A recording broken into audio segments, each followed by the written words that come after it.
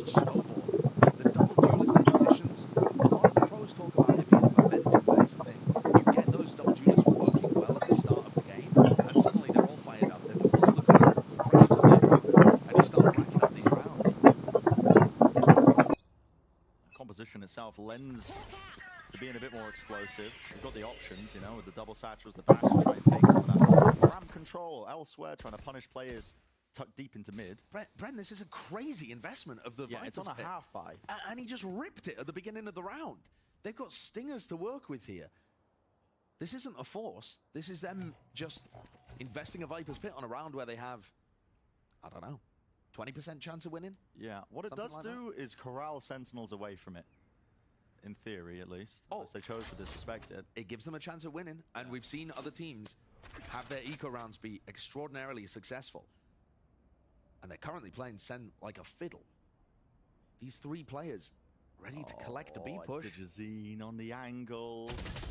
X-ray off, because guess what? 10 swinging wide, double faced up. Pull is immaculate. It's going to be locking down the two players here. Jump spot round the side. Kill still to be found, but blinded up. That's an easy collection. One after another. And it's another anti-eco the Sentinels navigate quite nicely. Rancada once more getting the better end of that Viper v Viper battle. These eco rounds have looked dangerous both times for Furia, and yet Ten's at the front, navigating them really nicely. Yeah. The double face onto the angle, the way that he pulls around Pillar there as well to bail out his teammates that had been team blinded. In sync. All very clean looking. Ten's is having a great game. Here's another opportunity for Furia to start anything, to do anything on this defense side. They've lost 5 in a row right now. They go for the operator again. Yep, no armor. No armor. And there's really no change in the game plan for Sentinels. It's still putting out focus. A main. And a slow beginning again. And ensuring there's no mistakes, no gaps in the play. 100% the Sentinels players are talking about the fact that Digizine has enough money to buy an ARM. They're aware, they have that level of experience. Yeah. They are definitely thinking about this. Now, the challenge for them is, Digizine can be in many different places around the map. Could be facing B main, pushing down mid. It could be posted up on A. That's why they're so timid here in taking that A ramp control compared to how we've seen in the past. Opportunity, smoke. Propped up now towards Mail. Gives Marv the bit of that breathing room, but it's so dangerous. I mean, what if Digizine was playing just in that rope room? Well, that's why they double face it though, right? Yeah. They have Marv and Zek in there. And now they've got into a nice spot where, to be honest, Sassy can just rip his Seekers. Here they come, actually. Yeah. Slamming a bit of a wedge here as well into that heaven position. MW having to use the showstopper, but he's blinded up near-sided. Seeker at his back. Still has the rocket, a bit in the fuse. 1 kill. Claimed and backs away. Left. Survives. Playing his life. Bit of pandemonium now injected into this one. A Spike nowhere near trying to make its way towards the side with 20 seconds remaining. QCK is going to get his position spotted here, but he could be that backstab. He's worried. The heaven position. Marv, as the war fades away, wants to take the fight to him. Confidence is there. Marv wins it. Dropped down low, but time is so damn low. MW, final line. Right to the back of the site here. 4 seconds remaining. It's a wider swing to pull. Just dislodging him. Can't stick the spike there. So Furia getting one on the board, eventually dislodging that one. There was a lot of momentum that Sen were gaining, but finally earning themselves that round. Nicely played by Furia, and especially MW. He shuts down the push as it comes in by using his showstopper here. And that's a nasty one from Nazine too. But really by taking Tens out instantly there and repositioning, he halted all of the aggression, slowed the round down, and got into a position where Sen didn't really have a go button that they could hit anymore. Yeah. However, Furia are going to need many more of those. Split's been a map that hasn't looked that great for this team. You know, previously they were running a chamber composition here that I wasn't a big fan of. Recently, swapped over to the double duelist, and Sentinels have obviously picked this as their best chance of getting a first map on the board. So far, the game plan is working perfectly. That was the first gun round that Furia able to take away in this map so far, which is quite unusual when you consider that Sen actually, you know, you look at the statistics, Josh, are sitting near the bottom of the pack in the Americas when it comes to converting any gun rounds. Yeah, that's absolutely true. At the same time, I feel like half of that has been that Sentinels have messed with their roster so chopped and much. changed, yeah. That they just don't have good game plans a lot of the time coming into these matches. And yet today, you can really see what it is, right? You could see that right from the beginning, that they were planning on messing with the tempo, messing with the reads that Furia would have, putting pressure A ramp. It's very coherent. The question for me is going to be, how do Sentinels adapt if they're pressured later on? Especially when there's so much weight on these players to win the series 2-0. Doesn't seem like there's too much nuance in the play. From Sen still, again, it's very similar attack side setup. To be honest, push back. They hear that op shot, so now they found out where Digizine is playing. Yeah, I think that's perfect for them. So now you get the mid-round audible call. Whoa, oh my goodness, that is brave. Satchel to disengage. It's also really good information though, and it stops MW from playing in his position down mid. So they've got him off a deep line, reduce the amount of information that Furia have to work with in mid. And QCK and MW want to fight this again. No time wasted. What's going on here? Timing being taken here, pushing through. Okay. Yeah, a little bit odd, a little bit bizarre because all the smoke's being watched for. Furia, I mean, just feeling a little bit rushed perhaps. Oh, it smacks of desperation from Furia, that play. And Sentinels clean it up so easily. The pressure applied and Furia crumble. Maybe the nerves are getting to this Furia team. And I was saying, Josh, listen, before we went live, I was looking at the players. Sentinels, they're in their huddle up. It's all smiles. I've never seen Marv smile before. He had a big old grin on his face. And I'm telling you, the pressure, I think, is off this Sentinels team. They realized that, listen, we've probably chalked our split.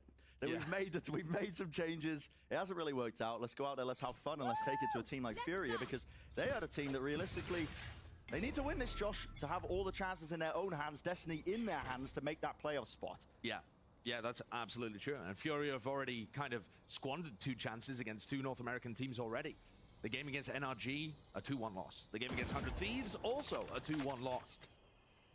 It's a little reminiscent, actually, of Leviathan, where they look great at the beginning and then are struggling towards the end to even cement their place. If Furia lose 2-0 today, there's only 12.5% of scenarios where they make it to playoffs. Scout destroyed. It really does get whittled down into just nothing. You never really want to get to that position at the end of the split. You'd like your chances to be solidified. This is making another playoffs. Yeah, you're absolutely right.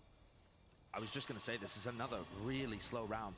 And while I like that in general, sometimes against the ecos, if you're not taking a bit of map control, things can get dangerous at this point. Okay. Not when Second shooting like that, though. I mean, that was really risky. Taking a fight at that angle. Dash active, Digizine. At the back of the site here. Position not really watched for, but has to use the dash to disengage. Plant. Off now. Double satchel, it distracts. Baits and switch. Sassy's able to take the fight to him, and you can feel the confidence radiating from a player like Tens now. So willing to just swing and take those fights. I'd like to see Furia up for tempo. I think with a team like Sen, they are benefiting right now from having a bit of time to think and coordinate between their players. That play where Zek and double blast packs and Sassy is, waiting to swing.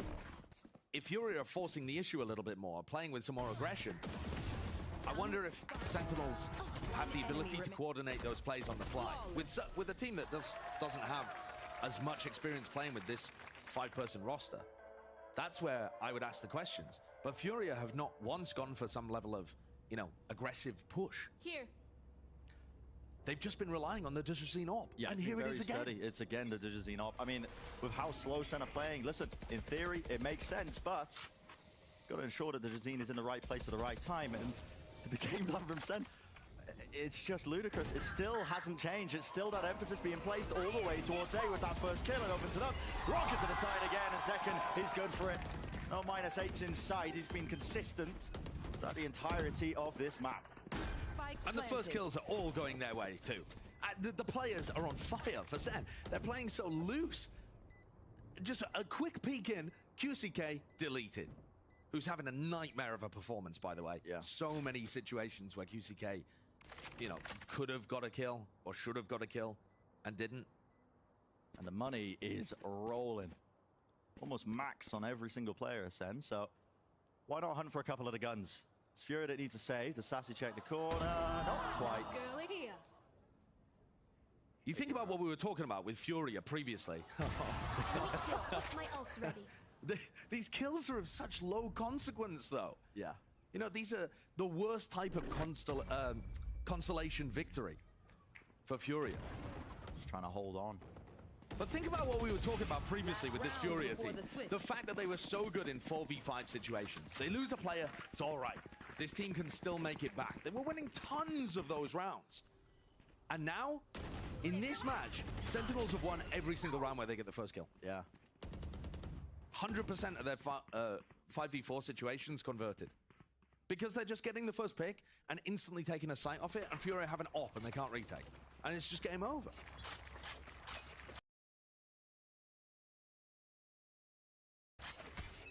Last round of this first Get out half. of my way. Not really any util to work with, and Digizine again opting into that operator full armor. He's got the knives. Could potentially board a gun for MW, but still going all in with it. Presence in mid now. Updraft to try and cut up the angle. Satchel as well. Really no time wasted, is it? Cleared out the site.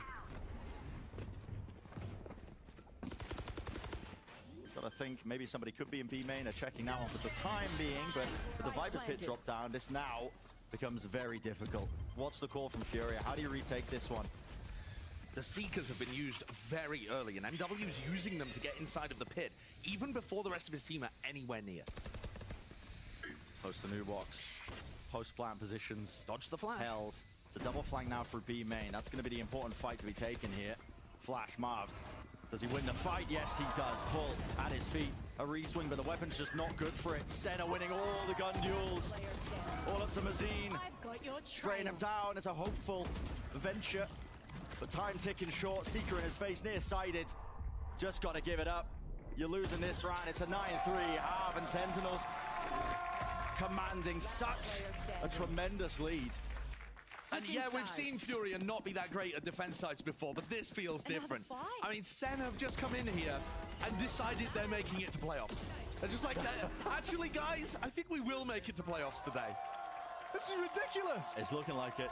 It's looking like it. These guys are in control of the scenario right now. Let's send it down to Sean, who's got a telestrator to break down something in the first half.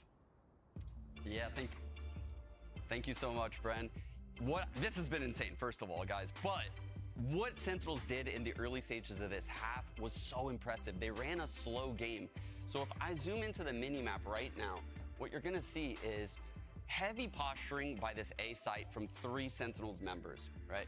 Their goal here is to basically sniff out where DG is, try to force this Viper to come over here towards this A site, get there to be 3 people here, and then react off of that info. They're reacting off of info the entire half, pretty much. So what you're gonna see is they're gonna posture here, they're gonna chill by a ramp for a long time, and when they progress forward, you can see they flash. That gives them the info that there is someone by a ramp. And what does that mean? Well, likely when someone's by that A ramp super aggressive, it means it's the op. So when that happens, the 2 players in mid immediately start progressing up. But you can see they've stopped right where they are until DG hit that insane shot onto 10s. The second DG hits that insane shot onto 10s, watch those 2 players at male. They go up, they trade the kill at top male. And as a player, a professional player, you know now the scenario. You know what you've done. You've forced the rotate over here to A. There's 3 players here.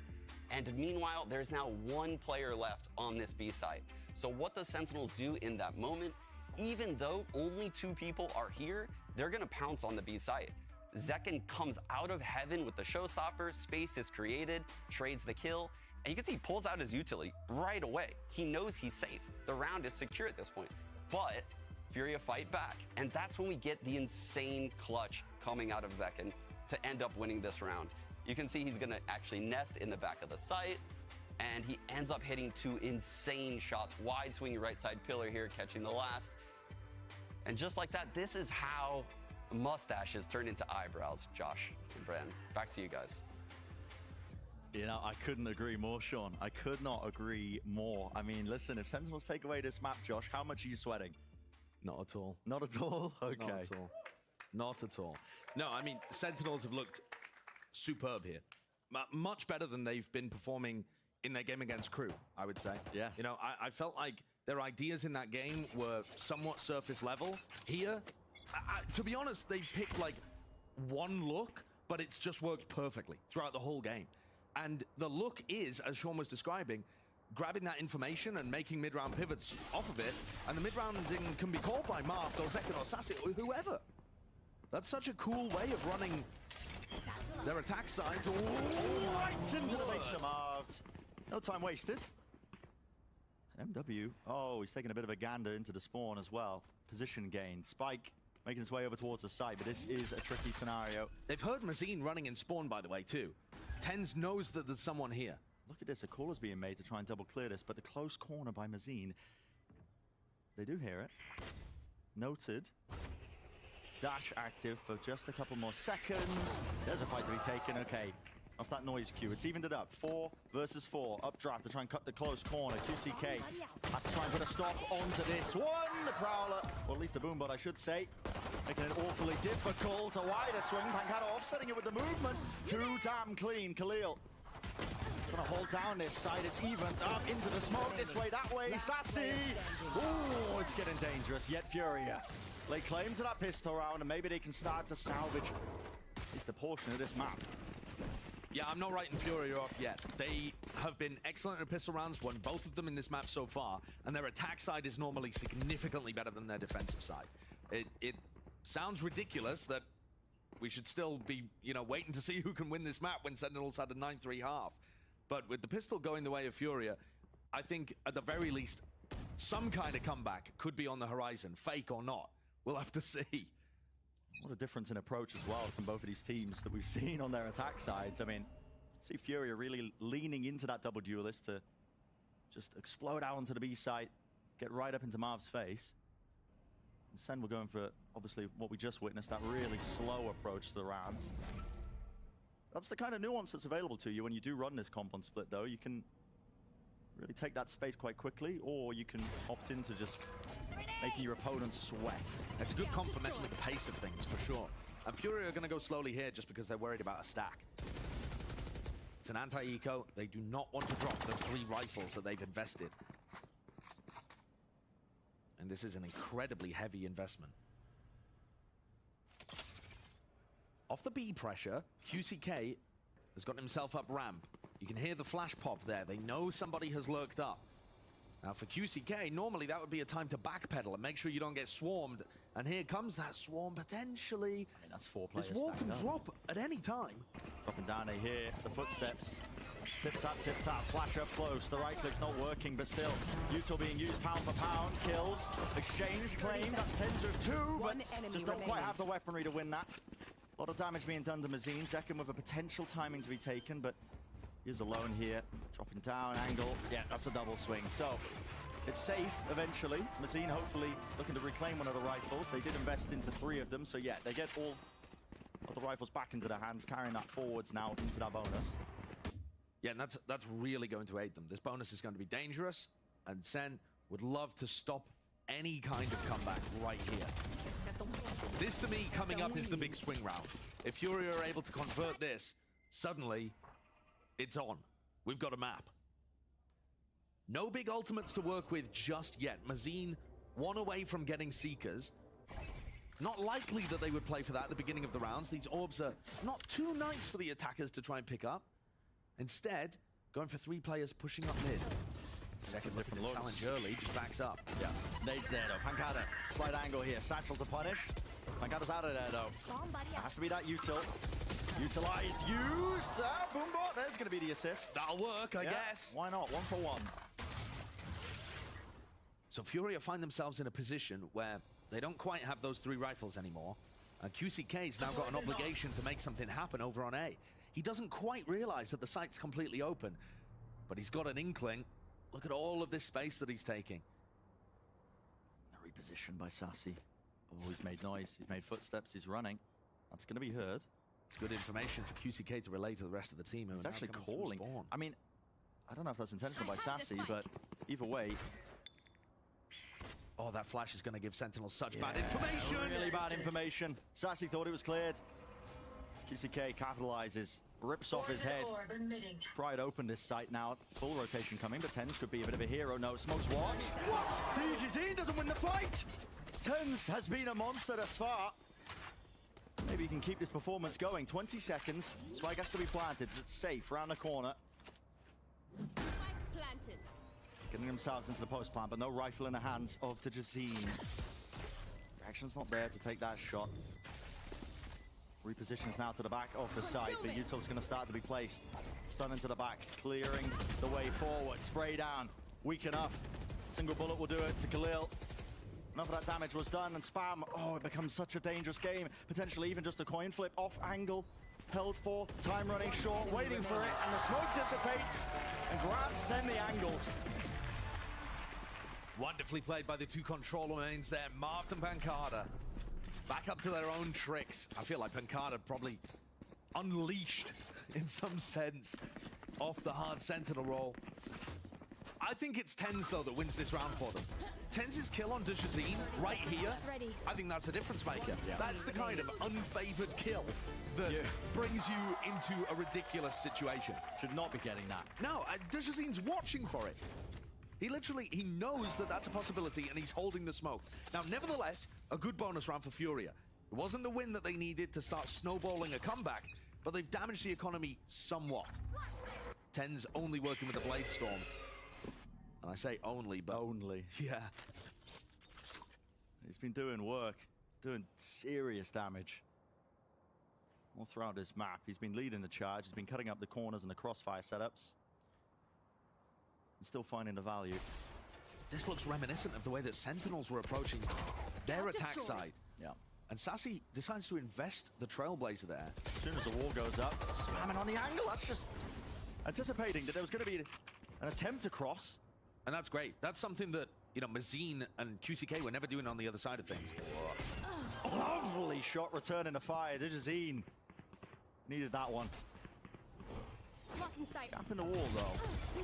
Unfortunate. Spotting it out. Pull's going to be used now, pushing him all the way back and through. Sassy aims to take the fight once more, but the duelists are in now. That is really bold by Sassy there. Spike is miles away, by the way. Yeah, they don't have the spike. Yeah, it's miles away. It's gone. I mean, what is going on in this 30 round? seconds. It's given Sentinels a lot of time to actually now just start 30 taking up this space. Nade into the back. Snake bite down into hell. Satchel play. Zekken moving. Did he spot him on the minimap? That's going to be the question. Still like how holds his ground. His Bonkers is all over the place. Dejazine and QCK. There's 15 Towards seconds. the back of the side. There's no time, yet still acing it. Dejazine. Where's he pulling that from? What am I watching? How's Dejazine aced it around where Furia left the spike in spawn and Sentinel started to retake a site that had no plant on it? Okay, that was madness. That round was madness, but some of these shots are so clean from Dejazine. No charges left. My ult's ready. They needed this one. This is nasty, but even still. Listen, I mean, we won't talk about the whole macro plan falling to pieces with the spike being left behind. We can talk about the individuality, though. I mean, you can hear you laughing in the background, Josh. I mean, that is one of the most ludicrous rounds. Probably cackling. Okay, so Sentinels are going to take a timeout here, a tactical that's going to allow Kaplan to talk with the rest of the squad and make sure that this comeback ends up being a fake one. So what has really been going wrong here? To be honest with you, I actually think the Sentinels played the macro side of that quite well. Yeah. So they're using the Trailblazer when the wall goes up to stop Furia from taking A ramp as easily. Then they spam through the wall as well. They had a double repush in mid from Zekken and Pancada. Zekken taking Pancada by the hand and walking down mid, clearing that area, clearing ropes. I think all of that stuff was really good. The flaws came with them not understanding the plant wasn't being committed, but that's understandable. Yeah, with the Cosmic Divide in your face, you don't have any noise cues, sound cues. You just assume there's a plant going on. There's going to be a plant going on. But yeah, you know, you can't anticipate the fact that Furia left a spike in spawn. And the other big problem was how Sassy faced on A. You know, when the pull came through and he realized there was a chance of killing Dejazine, he went over aggressive there. But really, not too many major mistakes. They're going to take an eco round here, Sentinels. So Furia likely to go up to 7-10. Knocked him. perfect. And here's the issue, getting these players confidence. Because I feel like when I watch Furia, they are a very confidence-driven team. And we've seen some major whiffs from the Furia players early on in this match. If they start to get that confidence behind them, suddenly they're going to be matching the Sentinels players pound for pound. And it becomes a much more difficult game for Sentinels to get across the line. Looking a bit more winnable. There was a call made, though, in the middle of all that. That early A pressure and a gamble by Sen. They say, okay, well, let's maneuver. You're not getting out of there, Pancada. It's almost comical the way he was just running all the way through, but they are going to be running straight into the firing line. Weak of guns. Will it make a difference? That's the question. Shorty, 2 shots is what it takes. To Jazeen, tempered. MW watching from that high ground angle, though. So, a lot of players surviving. Furia keeping it going. 7 rounds on the board. Now we get into that gun round. And this is the one that they took a timeout for as well. So, maybe we'll see a difference in terms of the approach from Sen. They've previously been running a very straight-up setup, like really similar to the way the Loud plays things. Sassy and Tens over towards A. Second and Pancada playing mid. Marv hard anchoring the B position. So Tens is going to pick up an operator. So this is interesting. We saw Dejazine go for this a lot, and they weren't getting any value out of it, strangely enough.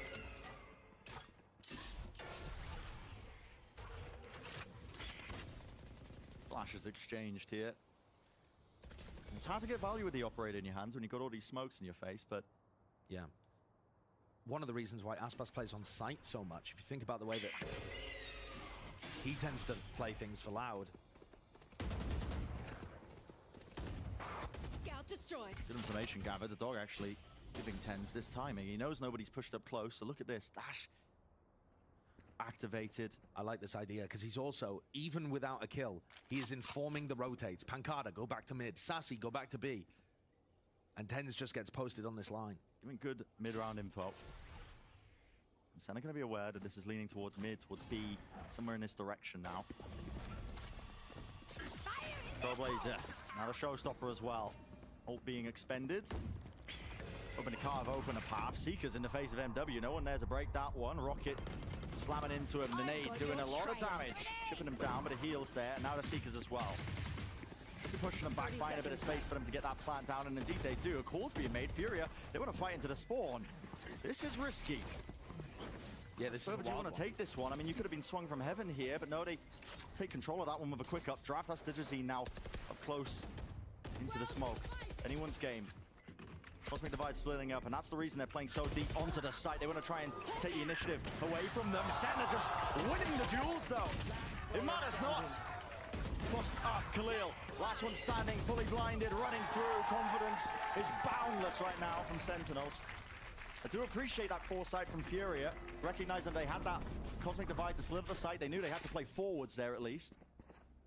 Yeah, they were too late to get to it, to be honest. Whenever they were trying to get aggressive in the post plan, Sentinels already had people there. Marv does a fantastic job of anchoring the site without really doing too much. He knows there's a showstopper coming through, so he doesn't play in an advanced position where it can get caught. He just controls CT, pulls Pancada over, and the 2 controllers lock down that push into spawn. It's nicely done, nicely handled, and this has taken all of the wind out of this potential comeback. Yeah. Dejazine has picked up an operator on the attack side now, just determined to get value from it. On the attack side, and there's a Viper's Pit in your face in mid. Even less sightlines going to be afforded to you to get any value. I mean, maybe the goal... Try and punish some form here. MW does a double satchel forward. Zekken, he's clearing it. Run and gun works. Single peek there by Marv. Smoke propped up though. Puts a dampener on things. The Furia in his 4v5. Where's the opening? Right there. I mean, Furia have still not committed fully to this. QCK was in sewers.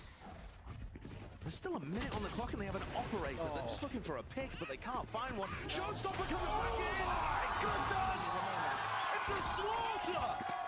Absolute bloodbath. Second cleaning them up. One player left standing, QCK, and he's hoping just to salvage the gun, get out of there, stay alive, deny any more damage. But Sentinels off 30 the back of that seconds one, left. it's going to be earning that map point. That 12th round, it's inevitable. It definitely is, and this has got to be gutting for the Furia players. They've just got to sit quiet, allow QCK to hear, so that he can save this weapon potentially. But running through all of their heads will be the knowledge 10 seconds that left. this looks like another chance slipping away for them to control their spot and get into playoffs. Yeah. Sassy Hunter now obviously has money to buy the next time, but you're right, Josh. I mean, just think about what the mental state is currently. Match is a must-win for Furia. I mean, they just need a map.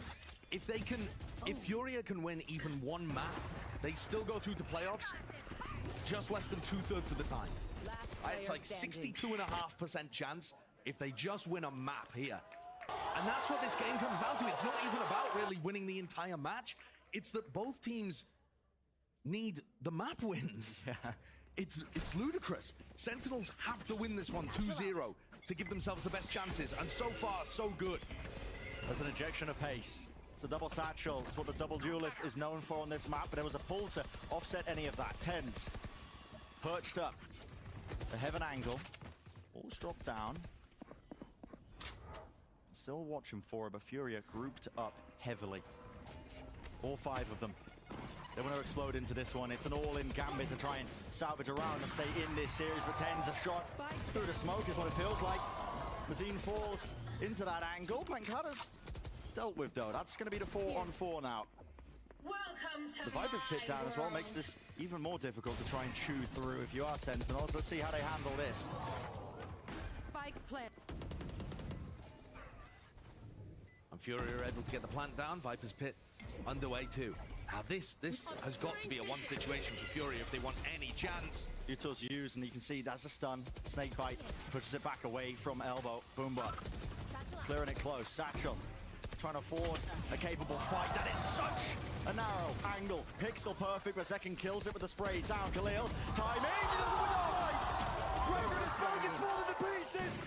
Didazine, last one left, and doesn't stand a chance. Sentinels, they claw it away. That's a 13-7, and map 1 is theirs. Defenders win. Not only taking the map, Bren, but by the look of it, inflicting psychic damage upon their opponents.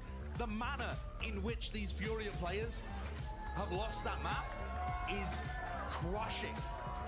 The whiff at the end there from Khalil. There's just no way. The performance from QCK earlier too. These players are having a nightmare out there. Sentinels are styling on them. And they got to be feeling good. Smiles exiting the stage. A map win to set them straight. And leading even deeper into this series. I mean, listen. The percentage chance just keeps going up and up. It's getting very real. Again, a reminder. If Sentinels win 2-0, if they win on Haven coming up right now, they only need NRG to clean sweep EG, and they're in. They could, by the end of today, Sentinels could be in playoffs. But it comes down to that next map that's being played. Job's not done. Fight's not finished. But Still going to make it clean. They are looking good. They are looking certainly good.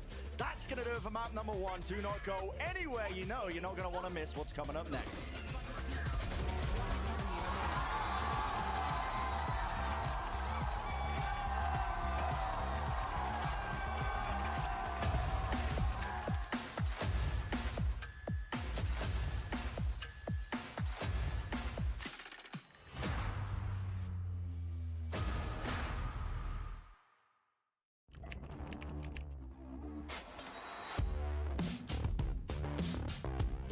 What is this from EA? He is currently unstoppable.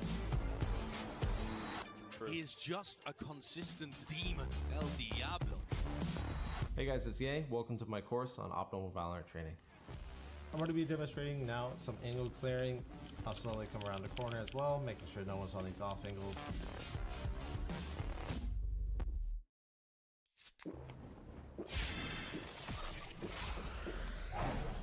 Red Bull gives you wings.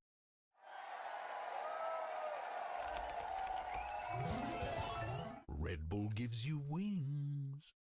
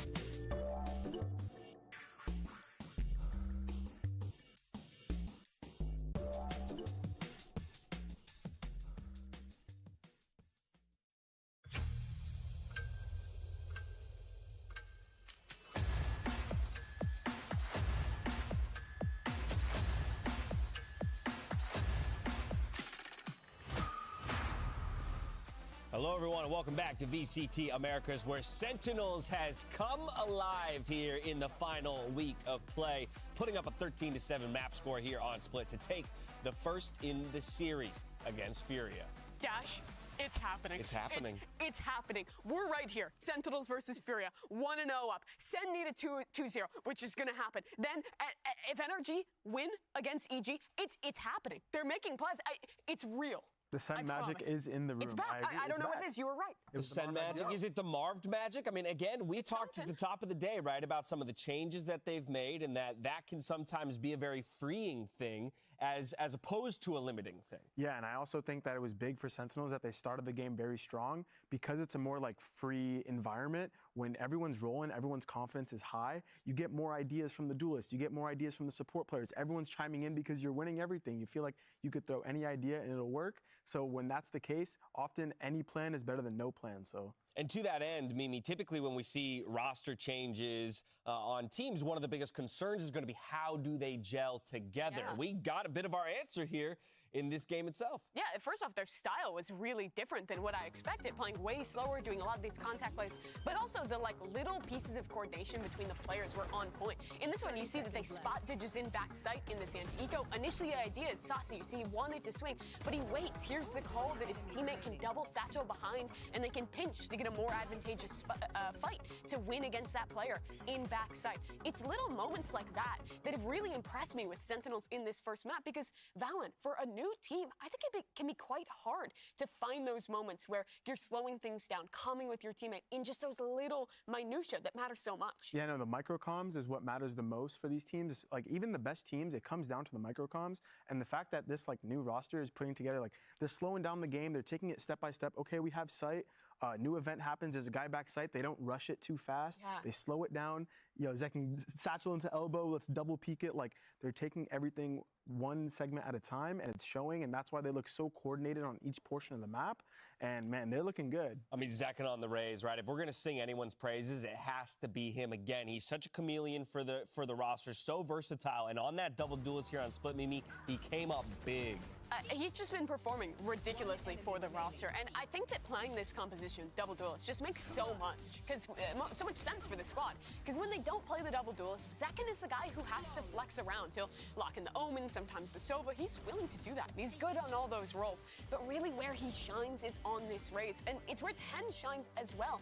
They just look fantastic when these players are given the roles that they shine on the most. Yeah, we talked about the Zekin and 10s combo this morning, and look at the ACS here, 284 for 10s and they're holding hands on the leaderboard. They're holding it down, baby. They're holding it down for the team. But yeah, no, definitely the agents complement Zekin and 10 super well. And because double duelist is becoming a meta on Split, it fits them perfectly. And like I said, it was going to come down to the tiny coordination, and it looks like they're hitting all of it. So they're looking like a great team. And we saw the same comp come out from the other side of Furia, but in comparison, their confidence honestly looked shot, whereas 10s and Zekin were running all over the place, so quick to find a different idea in the mid-round.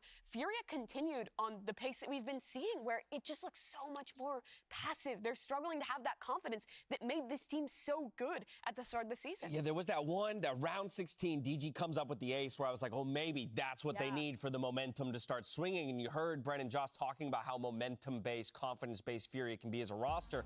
Unfortunately, they didn't get it done in map 1. They have their opportunity to even things up here in map number 2, though, as we check in with Khalil in our aim lab shoot-around. While DG was hitting shots, we're going to need somebody else like Zekin next to 10s to step up with him and start getting a few of those frags on the board. Yeah, no, the team definitely needs to step up. Furia needs to step up right now. They're down 1-0, but now it's going to their pick on Haven. Like we talked about, the double controller comp. It's going to be able to kind of minimize 10s a little bit. There's a lot of harbor walls, viper walls that are going to block his lines, and if the support staff can step up a little bit and help DGs in, I could see them taking this to map 3. We heard them talking about the fact that the preparation for the series was focused on themselves, not counter-strutting a Sentinels who you honestly have no idea what they're going to play.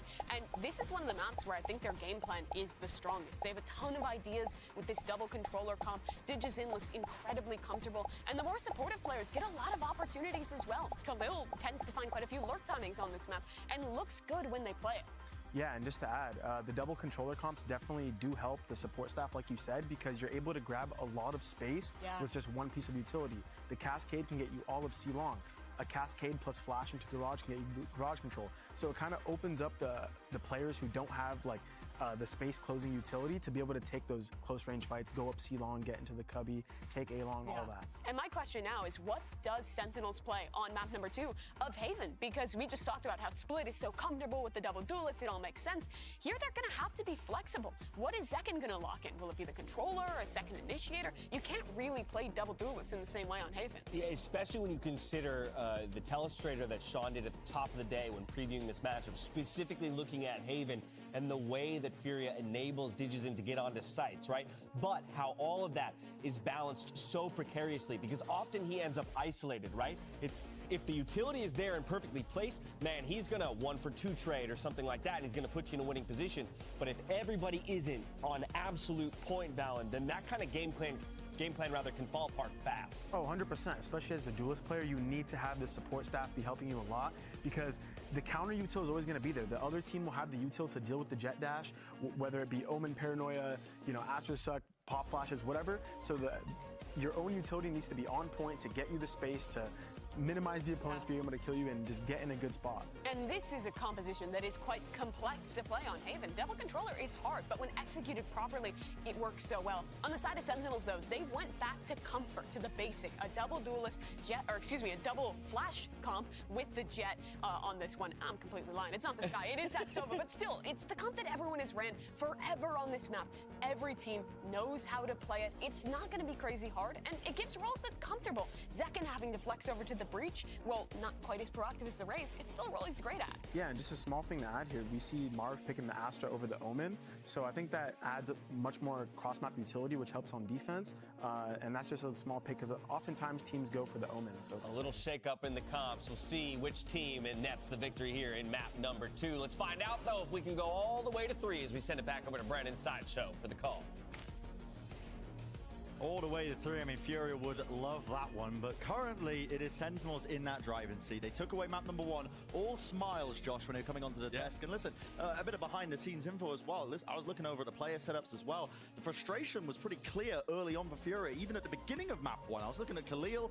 It was his client that ended up resetting. It was a bit of a desk slam as well. Before the game had even begun. The hand warmer was going down onto the desk with quite some force before the game had even begun. Yeah. And I think for Furia, the task now is to really pull up the bootstraps and see if you can dig yourselves out of this hole, because let's be real here. Expectations, Fury making playoffs, that's really what they projected themselves to be doing. Their pistol rounds have been good so far, which is crazy to say. They won both pistols and still lost 13-7. Got absolutely destroyed. This map, though, their pick. And they should be favored to win it as long as that confidence is still there, as long as they can perform at the level that we've seen them perform at before. It's a really interesting Viper wall that they've got too. But an alarm bot is in front of it, so that garage information is kept by Kinkada. That's the goal of the wall, I think, just in case the Killjoy turret is used in a close corner. But it also blocks off one side of B if they do go for a B hit. Yeah. Multi-purpose. Instead, though, Furia grouping up towards A-long. And that cascade is going to keep all 3 players on Sentinels rooted to the A site. What's the decision here? There's still a lot of time in the round. They haven't cleared any of the prior util. There are quite a few options that Furia can still go for, but I'd like to see something decisive. Something that indicates the confidence is back for this team. Down to 35 seconds on the pistol round, nevertheless. Wow, and they're swapping up the play. 30 seconds left. QCK still looking to lurk. Dash is active, though, so there's going to be that explosive presence behind it. Orb in their face slows them down, but no intention from Sentinels to fight this one. All the way back. Tens, though. Oh, that is rapid. That's on the lurk. Yep, on the lurk, catching QCK, so an important first kill. Walls in their face, make it a bit more difficult. Flash into the side. MW holding close here. Needs to get 1 or 2. He's going to be faced here with his teammate. Darts, Marv covers. Wider swing, the Frenzy's at play and doing a lot of work. Carving out the path, and it's clean so far. 1 player standing. Pistol in the hands with a swing to contain. Sentinels winning that pistol round. It's a massive one for them. You want to keep the foot on the throat, to be honest with you. Sentinels want to keep Furia down. They need this map as well. This is not a situation that you often see. But towards the end here, just to reiterate again, Sen need a clean 2-0. It is way easier for them to make playoffs if they can win here on Haven. Just an outcome that, listen, no one was really expecting. Anyone with an analytical mind. Listen, maybe the fans, I'm not calling the fans not analytical, Josh. Listen, it sounds like it. I wouldn't say sounds that. like it. Listen, I don't want to attract the ire of the Sentinels fans, but let's face it, the odds were so damn low heading into the beginning of today. The deck was stacked against them, but Sentinels are forcing Furia to play 52-card pickup. They are just on the floor scrambling. Aggressive angle here. Marshall to the chest. Could be a wall bang. I'm not sure if MW invested into armor that round or what, but Marshall did not bring them down, and he's getting good information. A reposition now into short. Could be troublesome. Rest of his team trying to help him out now, flooding into the back, but potential danger. Smoke to try and cut up the site. You can see that's that global presence that was being discussed earlier. Valen was talking about it with the Astra in play other than the Omen. Still, exchange, it is 3 versus 3, and the walls are making this very difficult to pass through. Tenza slipped himself around. The first contact now becomes the backstab. Yeah. The damage is done. Remaining. QCK low enough that one shot will do it from most of the weapons. There it is. Okay, so could have potentially been dangerous, but no. Second round cleaned up. 3 of their players surviving. This is where the game's really on. You see the focus from those Sentinels players. Not all smiles and laughing just yet. It's gone from being an outside chance to seriously capable. Sentinels realize that they've got a great shot here. And the bonus round is going to have some danger behind it too. A couple of Bulldogs. Not the best bonus round we've ever seen. But they're shifting things around too. Tens with a stinger. I mean, it's a 4-player stack on C. Are they going for some aggression here, perhaps?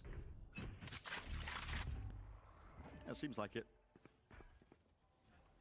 They found the area that only QCK is holding. This Viper wall has been transitioned. They've been throwing the one towards Garage in the first 2 rounds. Now to the C wall, which is going to be one of their primary walls, along with one that lands A. Pixel angle for the info. Sassy. Did a lot of damage there, actually. Landed the shot onto Dezine, so has to get healed up.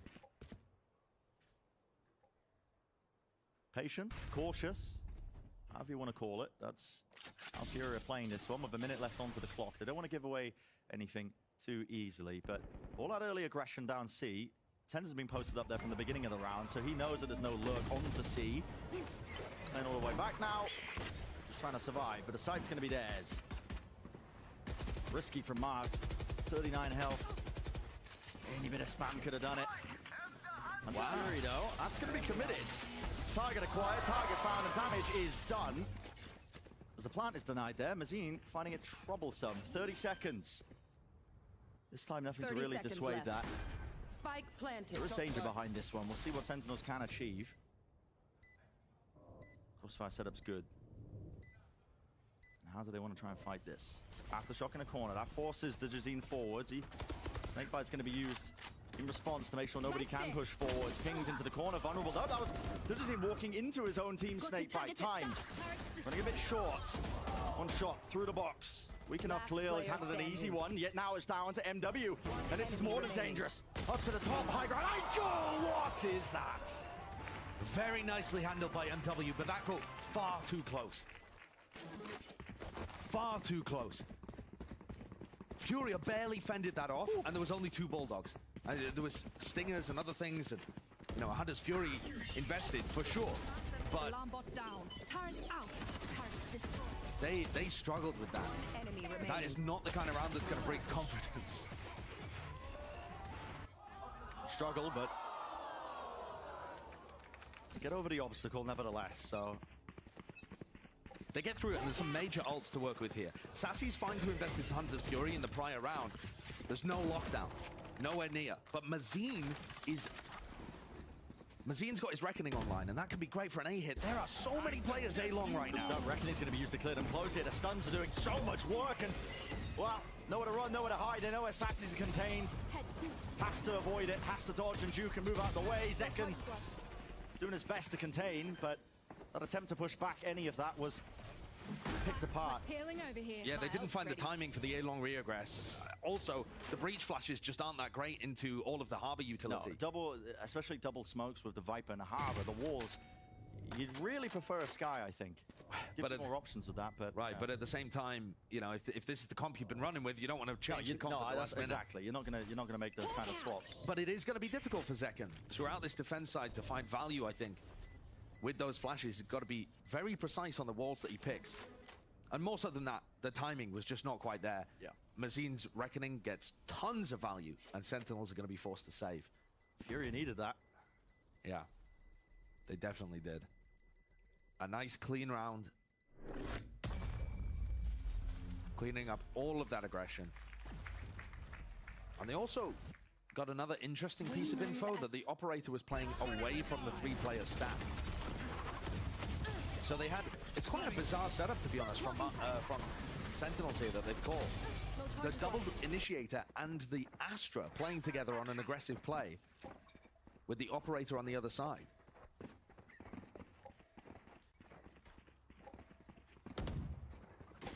The eco round looked dangerous previously. And Sassy, he's going to go for a hero bulldog. That is interesting. Drop the 500.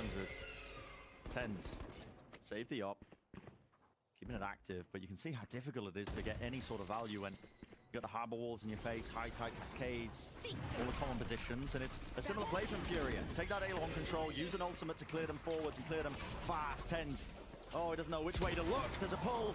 Gave him a relatively easy shot, but he is just being chunked down. The bullets finding their mark. Zekken at the back of the site. Sassy, he's been granted an opportunity. Smoke in his face. He can weave, dodge in and out, but the back of the site now being cleared up. And lovely move, lovely reset. MW with 3. Precision being the name of the game. Okay, I was waiting for the first Furia player to look like they had something going for them today. And it's going to be MW by the look of things. He dropped 30 as Sky in one of the games previously on Haven and just absolutely took over. And he is fired up. Yeah, and I think that is necessary. Yeah, getting any of these players online. I mean, Khalil in week 1 and 2 looked like the best player in Americas. We haven't seen that form from him, you know, in recent weeks, but certainly not today. QCK's been fumbling. Dejazine doesn't look like he's been able to get any impact. You know, he had the operator all the time on split, couldn't find value. So we've really been waiting for somebody on Furia to pick things up. And then W comes out with a great series of kills there, albeit on an anti-eco round. And SEN are going to take a timeout here to address what's going on. They've got to be putting the focus onto that A defensive hold. Yeah, I think their initial game plan is to try and play it really aggressively, because if you're trying to retake through A against the double wall, you have so much util to get through. They have snake bites to deny, even the nano swarms, any sort of attempt to try and get into the side after that. So it seems like the game plan is to revolve around fighting over A, making sure that they can't quite even get the plant down in the first place. And I do want to point out the harbor utility that Mazine is using. So he's running a high tide that allows them to take a bit of a long control, and then it also cuts off short. Yeah. So it becomes very, very difficult for Tens to get aggressive and, you know, get him posted on lines towards short or long. And I doubt the Sentinels have had a lot of practice against a comp like this. So a ton of these adaptations, like the 4 players stacked over towards A right now, are going to be all on the fly. Really going to test them, the knowledge that's capable. Shakhtar connects. Angle fight taken. Sassy. Quite win it. Dejazine finding that target. There's an aftershock. Does force out the dash nevertheless, so Furia willing to slow things down still with that player advantage that they've got. And they've traded Sassy for a long control. They tried to double, triple face, and then they were planning to push in front of the cascade, so they've posted Tens up incredibly deep here. I mean, I respect this play, but the dog, it hasn't been used, and now it's going to be used clear. It doesn't have dash. It's so damn risky. There's a stun, though. Fault line. Rips his way across, buys him some space, but Mankata also getting chunked down in the middle of all of that. 1 HP. And Tens has been pushed away. The Trailblazer did not give him any ability to stay around that A-long push position. And Sentinel's defensive setup is 30 seconds it's so left. grouped up. Yeah, so grouped up. Down. Second with that. Storm and Thunder. That's just timing. Sound cue caught. Pancada surviving, and he gets off the lockdown because of it. Needs to be broken. Spamming it down. MW gets out, not quite. Brought down. Time running short. They know that there's that pressure on them, and a fight is critical. It gets one. QCK staying alive and breaking down Marved. Spike getting planted. 2 players left standing. Shots need to be hit. Shots need to be landed. Not enough bullets left. An exchange. Doesn't quite get the gun up in time. So this is Furia. Very good handle in terms of how they wanted to play this attack side, I think. The way that they've just been cutting down the time, picking and choosing their timings really nicely as well. And always pushing Sentinels away from those early areas. Sen had no info towards A that round. They had 3 players stacked on B and 1 in garage. And any play that Sentinels are cooking up here looks so improvised, because I would suggest probably that they haven't played against these comps in scrims. No. And it's all theory. I mean, even that final moment, Zek and team flashes 10s. You know, it just looks... Oh, the dart. Rough. Didn't connect. It leaves Sentinels a bit unaware. I mean, listen, taking risks. Close to the angle, though. 10s! Rips off 3!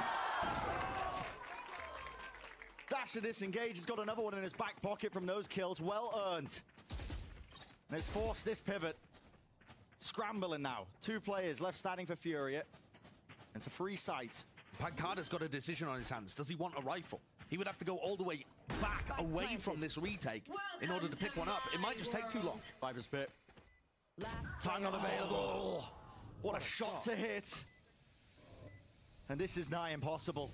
With the Viper's Pit, no rifle, turret in your face, that's going to be catching contact. Peppering him down. 4 in the chamber. 3, 2, 1, double face, double swing! My, oh my. Started to believe for a second. Shouldn't have been doable. An excellent, excellent try by Tens. The 3 kills he gets with the Blade Storm, he goes above and beyond. But outside of these glimmers of individuality, the game plans have not been working. They can't stop Furia from taking A lobby control. And as soon as they get that area, they take long and they take short. What are they going to do? Fight like that and ask Tens to get a 3K every round? It's just not... It's not replicable. And at the moment, this is a carbon copy of Split, but with the teams flipped upside down. Yeah, reversed. Look at this. Pointed out before, just funneling it forwards with the walls. Viper's wall not actually up, though, so the site's going to be wide open. Taps out with a rifle. Bullets flying past and doing that damage to Pancada, but everyone's surviving from Sentinels, looking to try and get this retake going, but look at how difficult it is. The one-way, the cascade, the extra element of the Seek is now pushing them back and just buying just that much more. Once this Viper Orb goes down, though, they've used the cascade already, so it will offer an opening. Tenzo's dash, active now. Needs to try and get into the back of the side. Flash, into the smoke, spamming it. Into the corner, not landed. Stun as well. Where's the rest of his team? Really being denied entry. Time running so damn short. The crossfire setup all over the place. No one can grasp any sort of map control towards the back. And Furia, you're going to be winning this one. 2 left standing. Vacating, getting out of there. Got to keep the rifles intact. And the money. To Jazine. He's got money to buy. Yeah, he really doesn't mind. There. It's max money for QCK. Because Furia have been on such a run. They're probably just going to be able to buy now for the rest of the half, no matter what happens. That's the level of economic cushioning that Furia have access to. Sentinels can't retake into this comp. No. There's way too much. I think you did a great job of pointing out all of the different layers that they have to get through. But Sen also can't fight early either. They haven't been able to win the opening, like early skirmishes for map control. And a reminder again of how important this is. Sentinels are going to take a timeout here to adjust the course that their ship is on. Yeah, really early. But to reiterate, if Sentinels win, but it's 2-1, this is how important Haven is. If Sentinels win, but it's 2-1, they need EG to beat NRG, they need Leviathan to beat Loud, and they need MIBR to beat 100 Thieves. All 3 of those have to happen. So all 3 of those upsets need to occur, basically. Yes. And that is with a Sentinels victory. Yeah. On bind. So that's why Haven is massively important, because it simplifies things, it makes things possible for Sentinels to make playoffs. It's still not in their hands, but at that point they've done everything they can. Yeah, chaos in the standings. This though, caused. This is an enormous deficit, and what a turnaround for Furia. Yeah. Just immediately pulled themselves out of the horrible spot that they were in on Split and look dominant here with this composition on Haven. It's such a difficult ask, I think, as well, because the key to victory, as we've been mentioning, is to try and deny the plant even going out in the first place. Sentinels have been trying that. We've seen the A lobby aggression, all that util being dumped early on, but even still, it's one thing to have the theory, they just don't quite have the practice. Yeah, actually, one of the things that's worked very well against Furia and Loud, who run this comp, is flood defenses on sites. I suggest you move. Here we go, the Reckoning on a C-split. Yeah, and this is a classic play. We've seen this one. Walls spotted, jump spot though. Tens finds his mark, dash back to disengage, he's low. 5 health to him, Hunter's Fury. Buys him some space, buys him some time. And the kill is claimed, but still Tens falls. And this lurk, MW. Marv's got timing. Marv's off to the side. Yeah, okay, well not before MW does claim one. Lockdown, pushing them back. And you can't break it, you have to wait it out. This is a lot of time off the clock. A lot of time off the clock. Risky with the Jazeen, but it's a 2v3. A kill here would be tremendous. Shorty in his hands. 150 credits, by the way. Left up to Khalil, though. 1 versus 2. But he does have time as his ally. One fight isolated, but a util in his hands. Absolutely the wrong timing for that. And that's the first post plant that Furia have lost Team Ace. since the pistol and follow-up. Like clockwork. So Sentinels finally find something that works. And to be honest with you, it's, what, forcing Mazine to use a bad Reckoning? Look at this Reckoning. It doesn't tag onto the operator player in backside. So Tens is able to get his spot and buy enough time for Sassy to ult and things to get really shaky. It's not some kind of big game plan adjustment. No, it's just a mistake from Furia. And it's come down to Sentinels just capitalizing off of it. That was an expensive round to win. Only one player surviving. See how strained that economy is. Still with a decent buy online, but the util's not there. So Tens is opping right behind this. Oh, and this wall, yeah. I mean, the dog, does that spot that? Pull.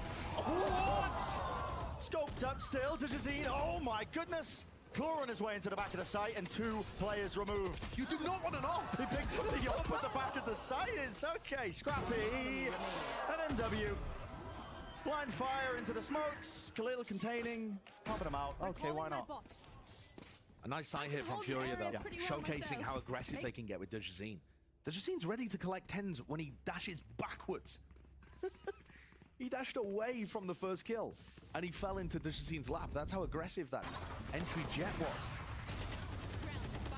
And then instantly follows up with the kill onto Marv. Yeah, he's on fire. As soon as the gears start turning on this Furia squad, their player quality is very dangerous, very difficult to stop. Bot coming back. It's a full eco from Sentinels. They've just got classics. This half is going to be disastrous for them. Yeah, an attempt to punish. Players vulnerable up, but you're right, Josh. Looking at least 8 rounds now for Furia. Because Lord knows they ain't winning this retake now with the classics. No, and even if they had managed to generate some kind of player advantage, Zekken was the one with the big retake ultimate. Pancada, when he dies or gets a kill, is going to have that lockdown for the next round, so big ults for Sentinels to try and recover this one and end with an 8-4 half. Maybe that'll be enough. Tens with the knives. Looks like a double face over in Furia. Yeah. Jiggle of the movement. Smoke in their face. At this point, seeing what they can get done, but really, economic damage isn't even on the table here because Furia have enough money. If they lose these guns, they're fine to buy for the final round of that first half. Pancada needs to go down to somebody here to... Okay, got his ult online. Return to fire there. Last player standing. But it's going to be that 8th round for Furia claimed. Great game plans. Their attack side has looked so fleshed out.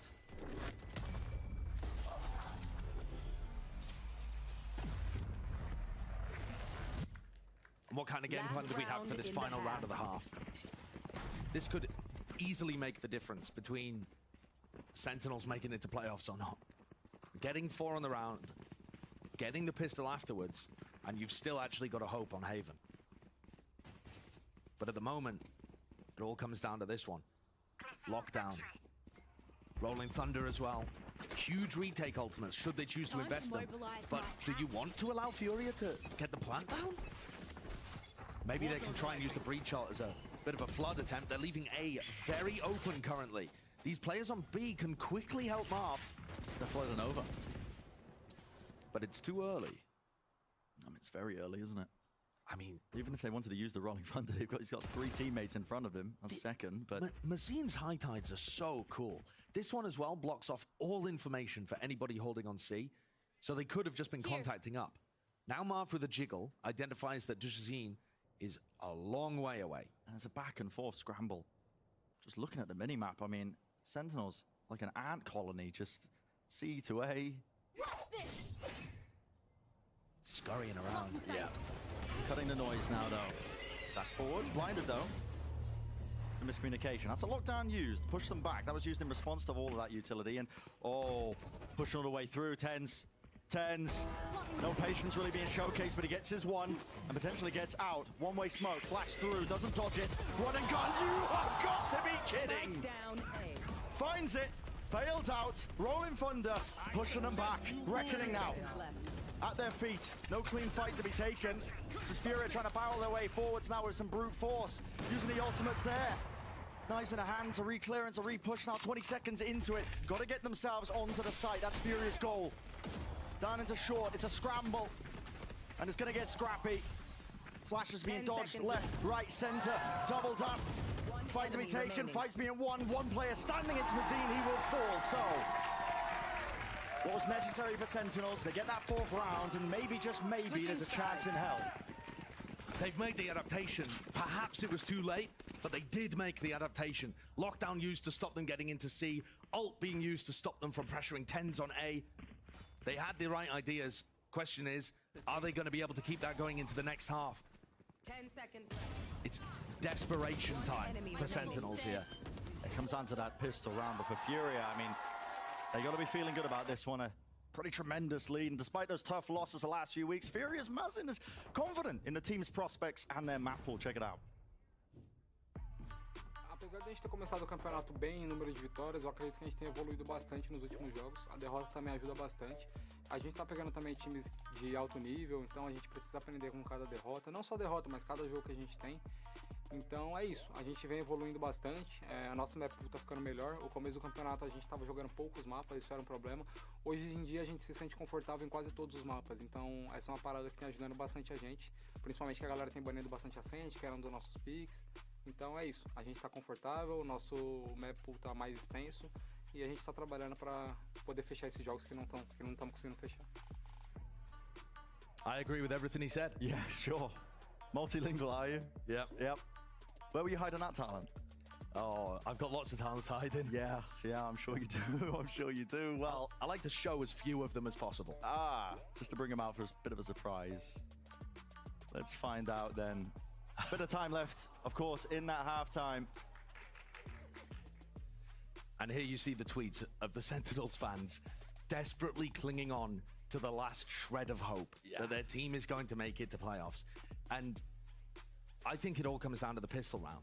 If they're able to get a pistol and bring this back to an 8-6 game, maybe Sen can find the answer on their attack side. Remember how good their attack side looked on Split? They just had very basic ideas. They took some A-ramp control, called some mid-rounds. I think they could do the same here. Take A short, take Garage, call some mid-rounds based off what Marv sees or what Sassy and Zek can see. There's half of them been playing those adaptations. You could feel the energy that's being sent by some of those Sentinels fans in the tweets, Josh. It could power a small city. There's a lot of it.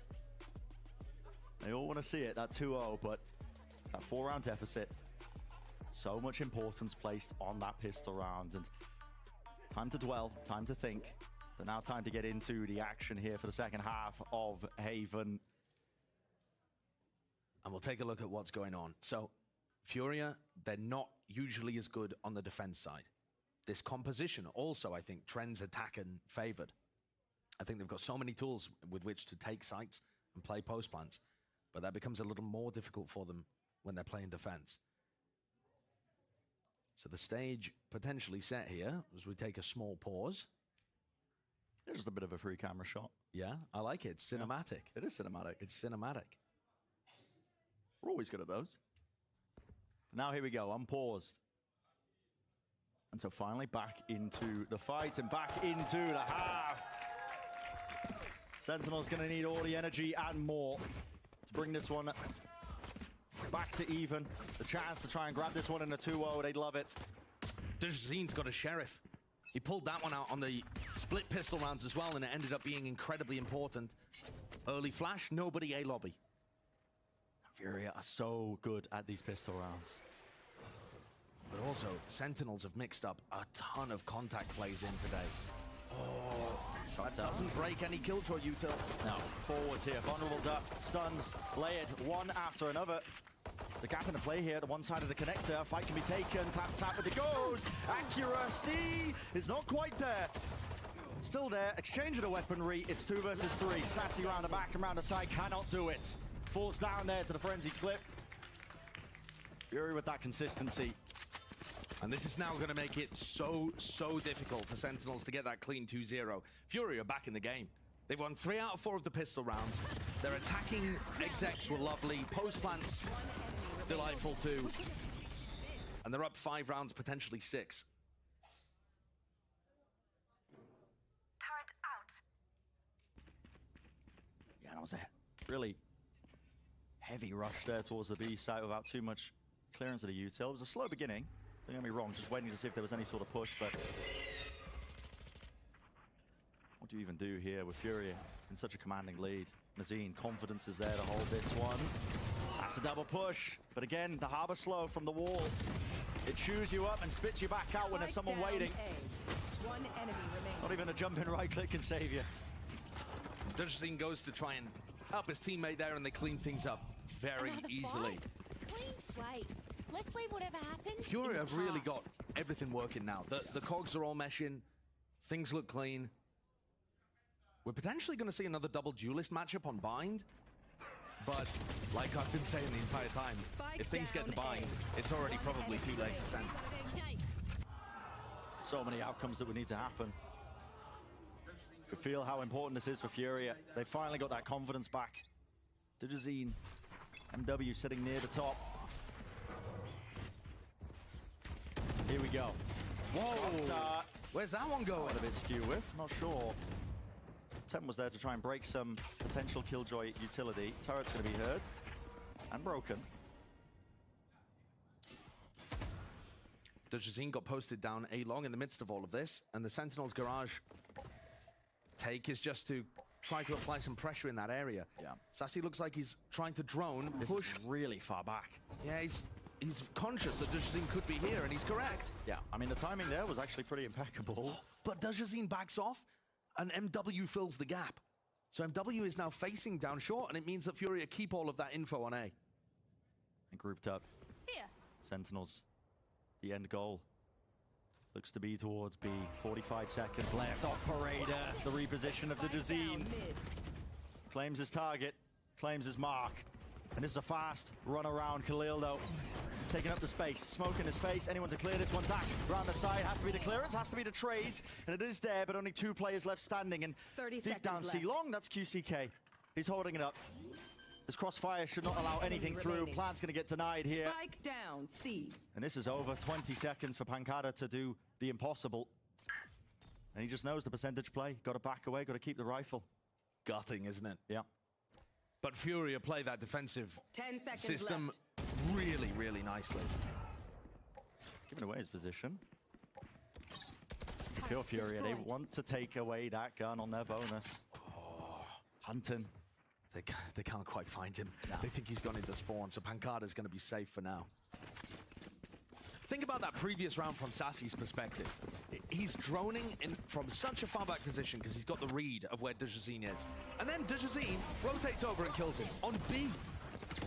I mean, Sassy's done everything he can to try and force the operator away and create avenues, openings for his team. But the way that Furia have that confidence back, and the confidence enough for MW to just swing short, right? That's the kind of stuff that confidence can really do for you.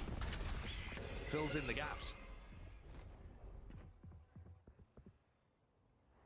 Fault line, the recon dart as well, clears up A long, so.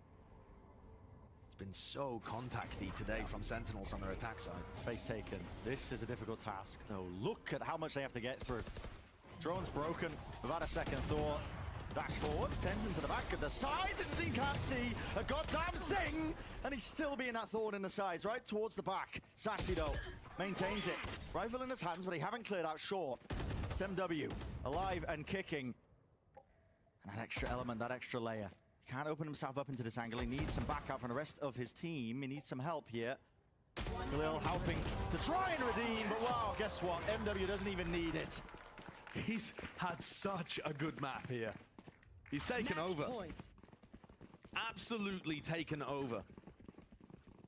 The duo of MW and Jazeen is night and day. Absolute night and day difference between Split and Haven. There's no way. Both of them? Both of those kills? Disgusting. Absolutely disgusting. And this map is over. Yeah. At this point, Furia, they've got 8 chances at being able to put it away, and Sentinels have not been able to come up with a response. It's just too hard. The expectations, you know. Sure, you can prep, but you can have theory, ideas of how you want to take it against Furia's compound are playing, but it's testing, even for the most veteran players. Yeah, this is a team with a ton of experience, but none of them with a huge amount against a composition like this.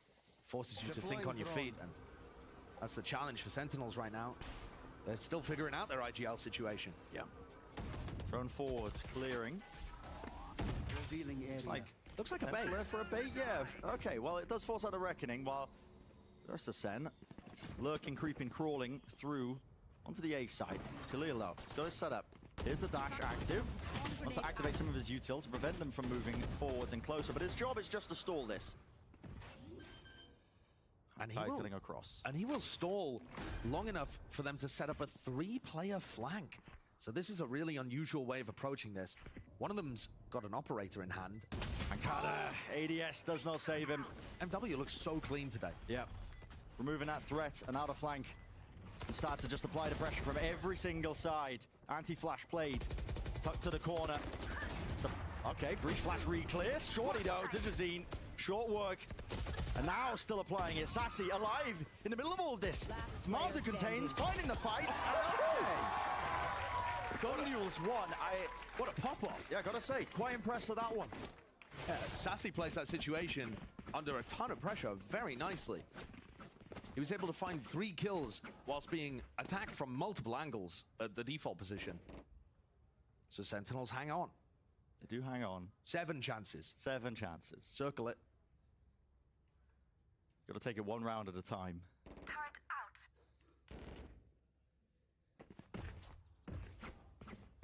But for Furia, not down to the weaker gun still. Have that operator, holding on to it.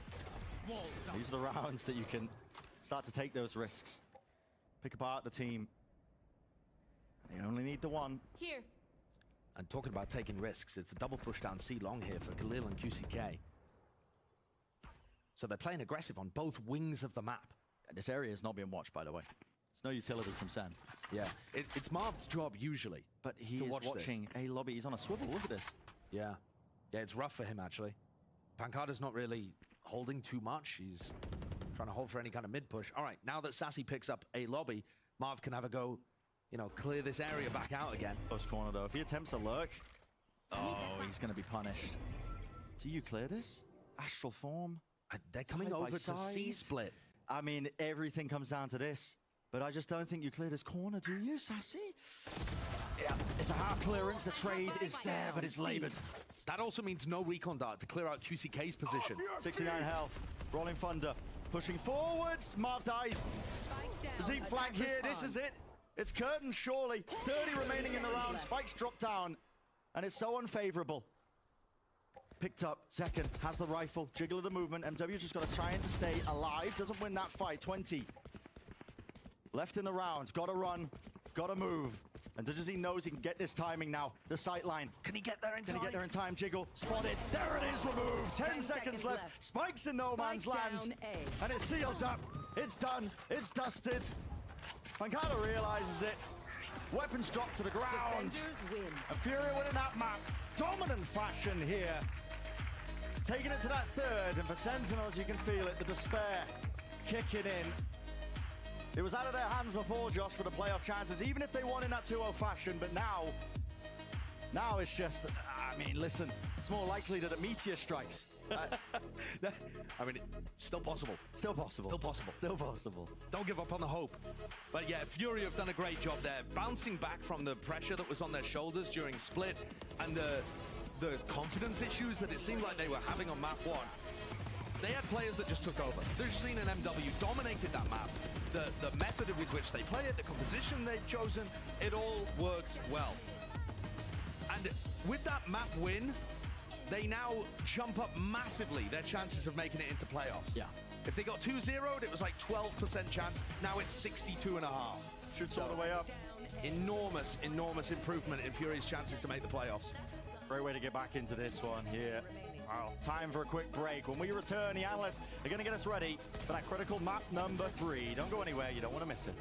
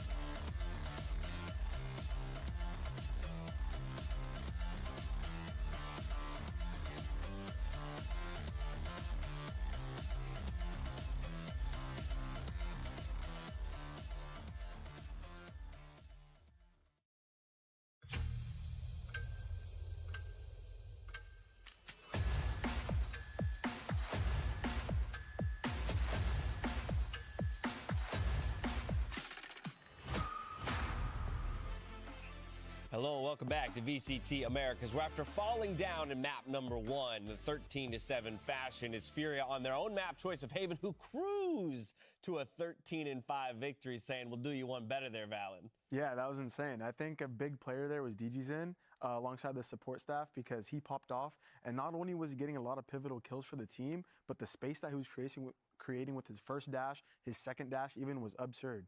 Yeah, it turns out that ace on Split was just him warming up, by the way, Sean. Dude, it was insane. It was 2-2, right? Furia won pistol. I think Sentinels rallied back with 2. And then there was 4 consecutive rounds where DG had a first blood. All 4 of them at the A site. All 4 of them converted to wins. And from that moment on, it was 6-2. Furia just ran away with it, right? GG went 6-1, I think, on first bloods this game. All 6 were converted into round wins. He was just very dominant. Like I said in the pregame telestrator, you know, he had that space created with the team, and it was very important to separate him from the team and get that kill before they catch up. And at no point did it seem like Sentinels could pull it off. Right, and with this comp specifically, there's not much util to be able to flush out corners and get a lot of the map control just by using like a nade or like a tether or whatever. It's a lot of just raw brute force gun skill, right? And when you have DGZin popping off like that, that's huge, because he's getting a lot of the first bloods, putting you in man-up situations, and that's very pivotal for this comp.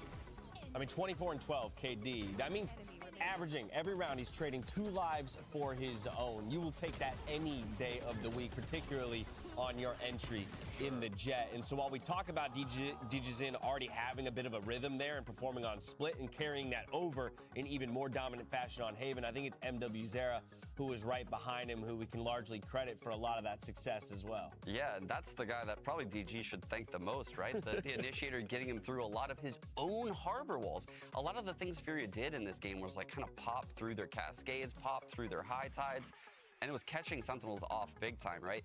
In the clip we broke down, it was the C side they did it on. In this game, they switched it up and did it all towards the A side. And yeah, like I said, Sentinels was reading the C side more, I feel like. Yeah, and they were using a lot of the harbor util comboed with the Sky to get the front side map control. And then the Viper and the post plant was very hard to deal with for Sentinels, because the mollies are coming out. They have one-way lineups on spawn. Like, you can't even get out and retake.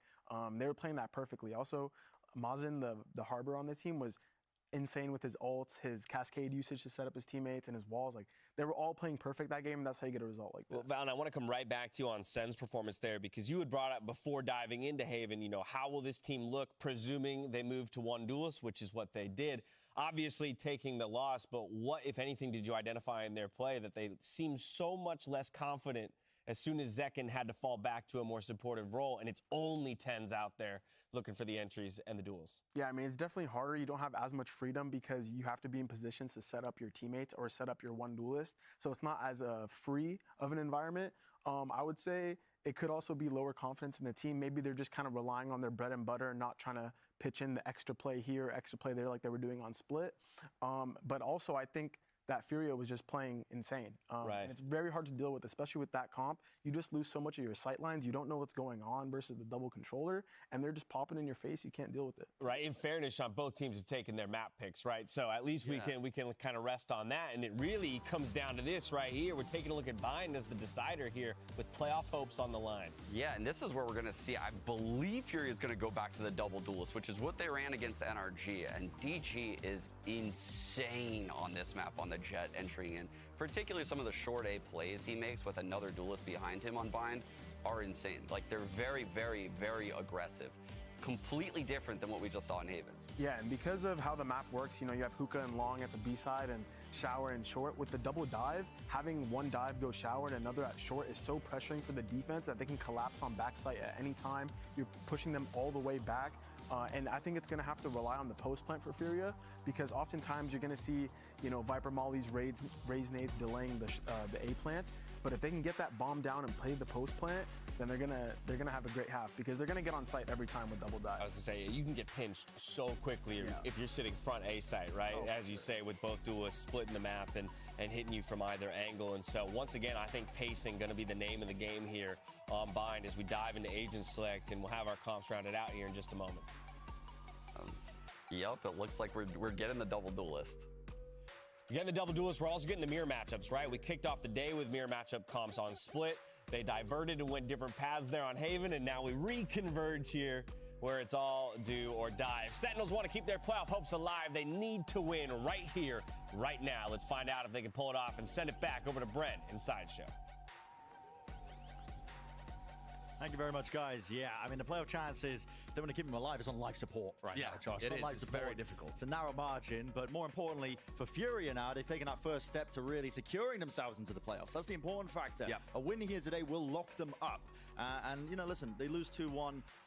It's not the end of the world, but it is, I believe, out of their hands at that point as well. So they do need to win this next map to have a clean showcase.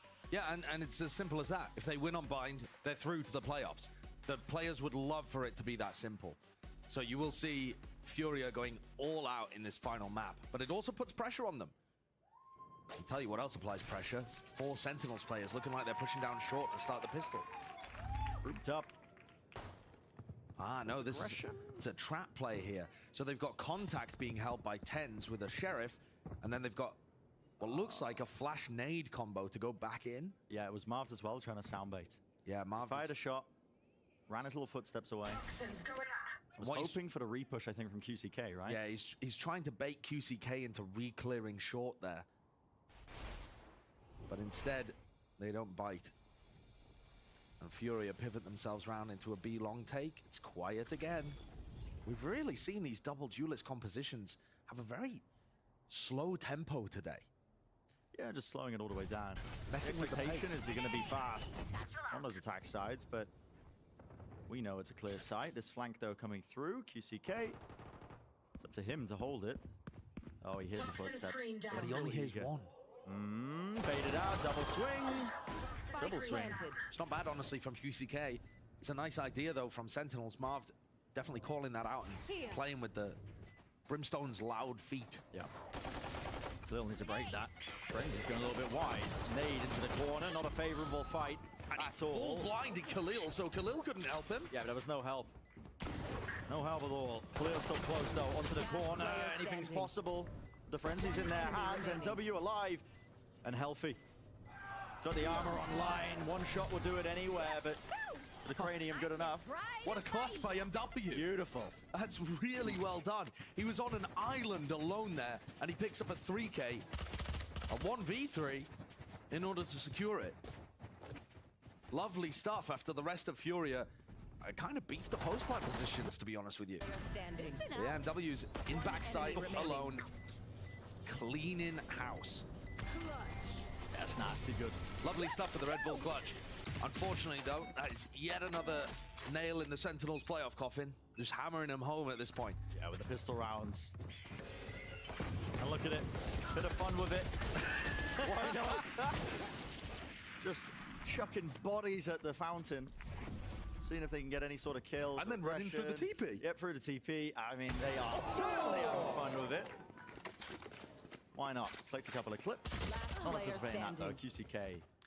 I do want to see that, Brent. I want to see Sentinels go for the wildest stuff on this map.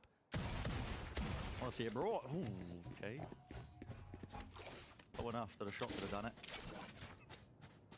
And Sassy's going to meet QCK in spawn here, too. Again. Jiggle.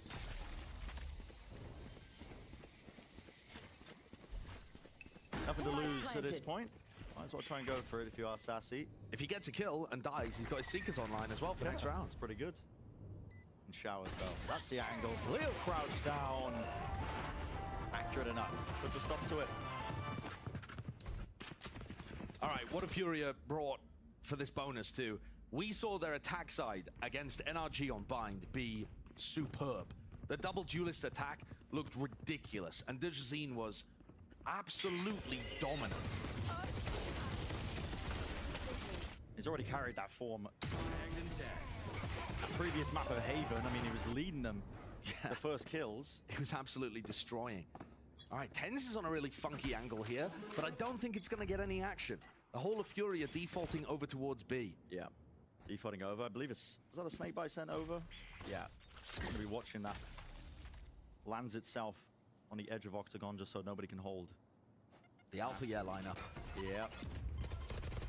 Close to the corner. Needs to win his ones with the ADS spray. Never favored. Well, that's gotta be confident. Gotta be confident. Well, Zeka, maybe he can do something about it. He's worked his way in, flooding into the site. Util being used to try and press him into these angles. He's aware of it, aware to hand it. Marved! Gotta be kidding me. Ice cold. Grabs his three, down to the one-on-one. Dash forwards, Tens nails it. And the crowd goes crazy for that one. That is some incredible shooting from Marv. That is some incredible stuff. Ice cold. Yeah. Yeah, that's calm with that. That's a great series of kills, but also they should have lost that round, really. The magic, absolute magic that Marv comes out with to get those three. But otherwise, it looked like the bonus was going to be completely secured by Furia. Now it's time to see it. Fast as the play, but Tens watches it. Satchel in the hands of MW with a free fire. Onto the corner. Triple stacked up towards Lamps. That's Furia containing that space angle here. Still want to overpeak it. Well, with the Brimalt, no choice. You have to swing wide. And it's absolute obliteration. You want to say your famous line, Josh? He's soup. They're soup. They're all soup. Yeah, he's absolutely destroyed them, hasn't he? Marved in back-to-back rounds, giving the business to Furia. I mean, they go for a Lamps take against a Brim that has his ult online. That's a curious decision. Yeah. But also very well controlled. Marv doesn't just rip the ult off as soon as he realizes they're in there. They actually wait for the Viper wall to drop too and post up the operator, post someone on the back, controlling any exit. Any angles. And it's so My ult's ready. whimsical is the word I use to 30 describe some of the play. seconds It feels like, listen, Senna being pretty free-flowing with the ultimates, the way they want to take some of these fights, but discipline at the right times, and it's netted them another round win, so 2-2. Yeah, I mean, I was enjoying watching Split completely too, for similar reasons, because the rounds, I mean, Dujazin's ace round was bonkers, you know, Furia leaving the spike in spawn. I feel like the double duelist compositions, when they're trying to be played with a bit more nuance, when you're trying to slow the pace down, both of these teams coming up with some wild stuff. Yeah. And it's a lot of fun to watch. Sometimes it just does come down to those fights. I mean, look at this. This is crazy. Mechanical outplay. Yeah. Does have a chance. I mean, this is just, fantastic response from Marv there. Straight after the round where he deletes 3 players with his rifle. All right, so now the pressure's really on Furia. You know, this map still really matters for them. They're in a spot now where they had an advantage in round 3, weren't able to convert because of heroics from Marv. Made a mistake there stepping into the Brim ult in round 4. Now suddenly their economy's in a bad spot. And their attack side was the side that you're expecting them to get a lot of success on. Let's look the best. Attempt. Maybe a bit of a pre-fire, but on LAN, yeah, Tens wins that. There's the weaker guns. The orb was gained, so knives in the hand of the Jazeen. If he can do some work with the Blade Storm, updraft over the top. Both expended. No heads peeking out. No one offered easily done. Zekken holding a close corner though, a close angle.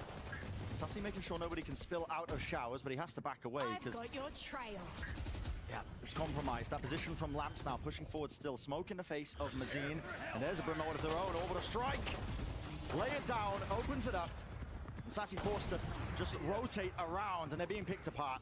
It's the weaker buy. It matters not. The rifle's in their hands. Spike gonna be planted. Mankata wants to go for this one, but yeah. Bench angle, just over the box, spots it. 3, 2, 1, double swing. Cleanly done, and a thrifty nevertheless. Furia, very pleased with that. As soon as the pressure's applied to Furia, they come out with this. Really good round. Their player gets information that Marv is jump peeking, and that's why you see Dejazine floating up with his Blade Storm, looking for that jump peek. Yeah. And then they make their way towards Lamps and completely overwhelm Zekken. And at that point, the round's already in rough territory. But the way in which they then generate those rifles and get extra picks off the back is very good. It feels like what we've been seeing from Furia when they're playing at their best. This ability to win any situation, no matter whether they're down players or rifles. But there's another push. It's a force buy from Sentinels and a triple push down B long as Tens finds the first one. They're going through the teleporter here. Teleporter right out to Crunch. Showstopper dash to disengage. Backing away and overhead. Ripped off. Down A. Lil sent to spectate. And that backup arrives through the TP. Seeing, you got to be joking you're still taking that fight against. QCK was hoping to make the most of this one. Up top, over around the mollies. Spike dropped on the bench. Right around the side, 4 in the round. Before you know it, Josh, it's an instant answer back. Ten's making moves. Yeah, a great response from Sentinels. Who needs a full buy? Nobody needs a full buy around here. It was a force from Sen, but they had a Bladestorm and a Sheriff with 3 rifles. And the play from Tens, the proactivity is what really wins them this. Because they force the fight down B long and then instantly take the teleporter. Give no chance for Furia to reset. One enemy. Gone here. Cat. Such fast decision making. Flawless. Already into the round. Couple of seconds. It's a bit of an interesting buy. I mean, Furia, you can see, opted into a rifle on Mazine. Yeah, it's a bizarre one. It's all over the place, isn't it? It really is. Mazine and MW have both kind of forced. Although maybe MW will be able to get half armor rifle later on. Oh, Dejazine was just about to peek that. So he sets up as Marv disappears. And these players are going towards Hookah, where Sassy and Pancada, the Brazilian duo, are awaiting them. Yep, doubled up. That's anti-flash played, so... He's checking out the artwork on the wall. Yeah, you know, he's enamored with it. Facing it again, though, as the orb goes down. Boombot cleared. Are they really going to contact into this? Yeah, off angle. Don't anticipate that. The nade. Might do a little bit of damage, yeah. Just chips him down, but Sassy's still safe. And a full rotation around towards B long. That space was gained. Dog. Broken. Satchel! You never quite feel favored. No one has a judge in your face, yet still locking it down. Hookah. It's contained, it's controlled. TP to try and back them up here. Flash around the side. Dejazine with 2. Heads found. Can he pull off the impossible? Tapping onto the spike. Still has a dash for but a moment. 9 seconds in the round. He's forced to make a play. Tens was watching. Sentinel's hold on to Hookah there looks great. The way that they're playing with each other and off each other. They're finding these micro plays and these combo plays that I felt like I wasn't seeing from Sentinels earlier on in the season. And remember that that's the big deal here for Sen, is figuring out something for LCQ. 10 seconds left. Like, does this system work? Are there pieces that we can get to champions with? And I really like the proactivity and the little combo plays that they're coming up with. They've forced a tactical timeout here out of Furia. And Furia's economy is in a weird spot. A weird spot. Yeah. Mazine forced. You saw MW with a judge. It's just... It's a little wonky. They should still be able to cobble something together. But the question here is, how are they going to find value on their attack side? I felt like when we watched them play against NRG and Dejazine was taking over, it was more to do with aggression into A. They had a lot of A short pushes. I don't think we've seen very much of that from them today. A bit of a reluctance. I mean, the few attempts that there were, it was really just picked apart, wasn't it? I mean, the showers crunch from Sen, Marv's ult, breaking them apart in lamps. Yeah. But, you know, those examples, you know, Sentinels throwing you a curveball and forcing you to react, that's just the nature of how they're playing right now. They don't have that dedicated IGL. You could just jump in on calls, so... Well, think about what ults Sentinels has to work with here. If you're trying to craft the game plan for Furia, you've got to be aware of Zekan's showstopper.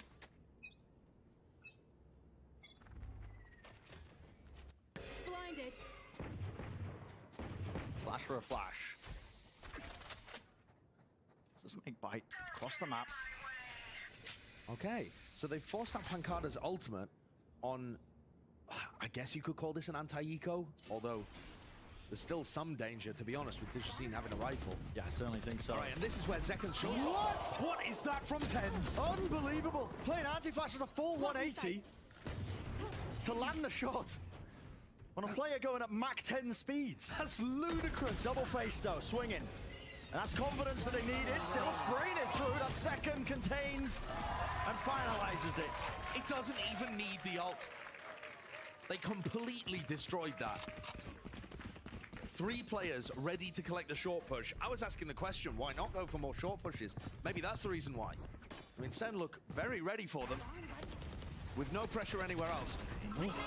I mean, there's got to be somebody else doing damage there. Yeah, there is. There was spray damage in action. There's no way he hit. No, he didn't. No. But it was. Listen, but it's still impressive. The reactions, nevertheless, are really quite clean. Okay, Sentinel's going for a push down short. Is this early with the showstopper? Holding Surely the angles not. for each other. Oh, watching for QCK spam. So much damage. Yeah. And QCK will be able to get back and potentially get that heal. Digicine has now become a lurker, taking Shower's control on his own and trying to draw some pressure. But that means he's not going to be there for any potential B hit. Looks like the goal here is to try and use some util over towards B and then take the teleport over towards Showers, with Digicine holding that space. Do they even want to opt into that? Minute left. Looks like they're actually just walking back. Yeah. I mean, they've found the right site here. Zekken had gone for the rotate. I've got your trail. I think it was as soon as the Raze nade came out, they realized they didn't want to go into the site where Zekken was playing. Yeah. But Zekken's going to be here by the time they hit A. This showstopper might just end the round. Oh, the timing. Through the back now, showstopper, rockets! Where's that landing? Right to the side, but yet still the kills are claimed. The kill feed's filling up, and it's painted a picture-perfect green. One enemy remaining. 30 seconds One left standing, Khalil. Slightest bullet will bring him down. 7. Got the spike. In the gun. Has the spike, but no time. No time at all. Hunting for an isolated fight. Works the south into the back. Spike's going to go down here. No one willing to deny this one just yet. It's Sentinels that want to try and play together, but they've afforded him this chance. And Khalil has ult. Lurking his way now into Lamps. Still with the ult to deny. Does he opt to use it? Pancada sticking. Wow. Gets off of it. Yeah, enough damage was done. A nice try. A very nice try from Khalil to make something of that situation. But Sentinels have got the read. They're doing the same thing they did last time they played Bind, which is being very loose with the rotates. The Sentinels' major game plan here is to maintain control over short, so that Furia are stuffed anytime they go for these A hits. And also, make sure that they have 3 players at least on the site that Furia are going towards. The double duelist comps are usually pretty obvious which direction they're going in. You don't have the luxury of being able to obfuscate the areas of the map that you're taking. And Sen are always in the right spot. There's always 3, 4 players on site ready to collect. If Furia lose this map, their fate is not in their own hands. They will have to be praying that a variety of other results happen for them to make playoffs. Yeah, it's not ideal. Never ideal. Into the smoke, sprayed, spammed, but MW quick to collect his own and moves forwards there. Picks up the upgrade. Rifle now in his hand, Sassy off angle. Oh my. Watch for Zekken. The return of a miracle doesn't look likely. So only 2 left standing for Sentinels. In terms of the operator, makes this an unlikely retake, especially with the Viper's Pit committed. If Marved can get something done. Spike dropped. And the angle! Oh, shot's just missing. I thought he had it. Sentinels to go for this. The dash is active. Into it with the short. He tries to deny, but Nazim's holding his back. I appreciate the effort there. That's another thrifty round that Furia have managed to collect up. The 2 rounds that they've won outside of the outside of the pistol and the follow-up have been thrifties. Round 5 and round 10. And in some sense, you know, that's to be expected because Furia are the 2nd best team in Americas at eco rounds, right behind Cloud9. But also, they're not winning any of the gun rounds. Which is just the complete opposite of what we just saw in Haven. Yeah. It's They were been dominant there. so back and forth with this team's performance today. Info gathered. Shot rattled off. Pancada, gotta be careful here. Trailblazer used, a bit of spam. Snakebite pushing them back. Tens though. Oh, he's going walkabouts. Look at this. Pushing through to Jazine. He was watching it, but oh, it comes down to the kill to be claimed. He's looking at the wrong side. Jazine's got him. Watches that one. He's like, my God, what are you doing there? But that's also big. That tells them that they've pushed out of showers, and that probably means that they're stacking over towards B, right? So now Furia need to cut noise if they want to go towards B and make sure that people spread back out. And you can see Sentinels going over to the A site to fill in the hole, wondering if Furia are pushing back through showers. So overall, really nice understanding of the push and pull in this round from Furia. They're going to be able to hit the site for one of the first times, I feel like, with it being empty. Yeah. Flash at the ready. Close to the side here. Satchel as well. It's Pancada. Wants to stay alive here into elbow. Any sort of damage he can do would be good for them, but the plant's going to go down without too many problems. That's that backstab. Hello. Bit of a wave. Goodbye. I'm taking a fight to the site. Zekken saying a bit of spam though. He's being bogged down by all these smokes in his face. The post plants looked immaculate on Haven, but that was with a very different comp. Trying to retake this one is difficult. Orbital strike. Inuda Huko was compromised. Marved at the back though. Still there. Flash in his face. That's from Sassy. And time ticking all the way down. MW. Listen, why not? Got the luxury of it. Took his time with the 2 kills, but Furia now scraping it together, making it nice and even. The fact that's their first gun round that they've won, and the score is 5-6. This score, it feels fraudulent. It feels like it doesn't represent the dominance that Sentinels have really had on this map. But that's the value of winning a couple thrifties, winning the pistol. Furia have a chance to go even at the half, where their game plan has just been completely outplayed. Short battle though, this is massive. Is a clash, and there's a showstopper waiting! Round to the side, and W takes himself out! And it's all over the place. A cacophony of bullets and rockets and explosions, exchange on either side. Sentinels have been pushing short a lot in this map so far. It was just a matter of time, inevitable, that something like that was eventually going to happen. Now the question is, how does Khalil deal with this flank? Sassy and Pancada coming through market. Double reflank. Khalil's got it, watched for. Crouch peek to try and take it. Sassy does trade it, but he's the last one standing now, and they know where his position is. And that's why you see QCK flip the map, but the spike now not on his side. And with the snake bite, it's just being brought down to a crawl. No one's giving him an easy option. No one's giving him an easy fight. Furia on the cusp now of being able to even this one up. And a run and gun at the end just to rub salt into the wounds. But Furia can be happy with that, given how dire the gun rounds were going in this first half. Switching sides. They've made it respectable. Yeah, 6-6 with 2 gun round victories is madness. But it's exactly what Furia needed. Yeah. Exactly what they needed. This map, they have to win this in order to secure their spot in playoffs. So it's just all over the place. But the importance is there. As you're saying, Josh, as Furia, they need to win this to have destiny in their own hands with the playoffs. But before we even get into the second half, let's send it down to the desk. Thank you so much, gents. Furia clawing it back to a 6-6.5. And I'll be honest, I'm right there with Brandon's Sideshow, where it doesn't necessarily, the score doesn't necessarily align with the feeling of the first half, where it felt like Sen was kind of off to the races. Yeah, it started so strong for Sentinels with those 2 rounds that Marv pulled off.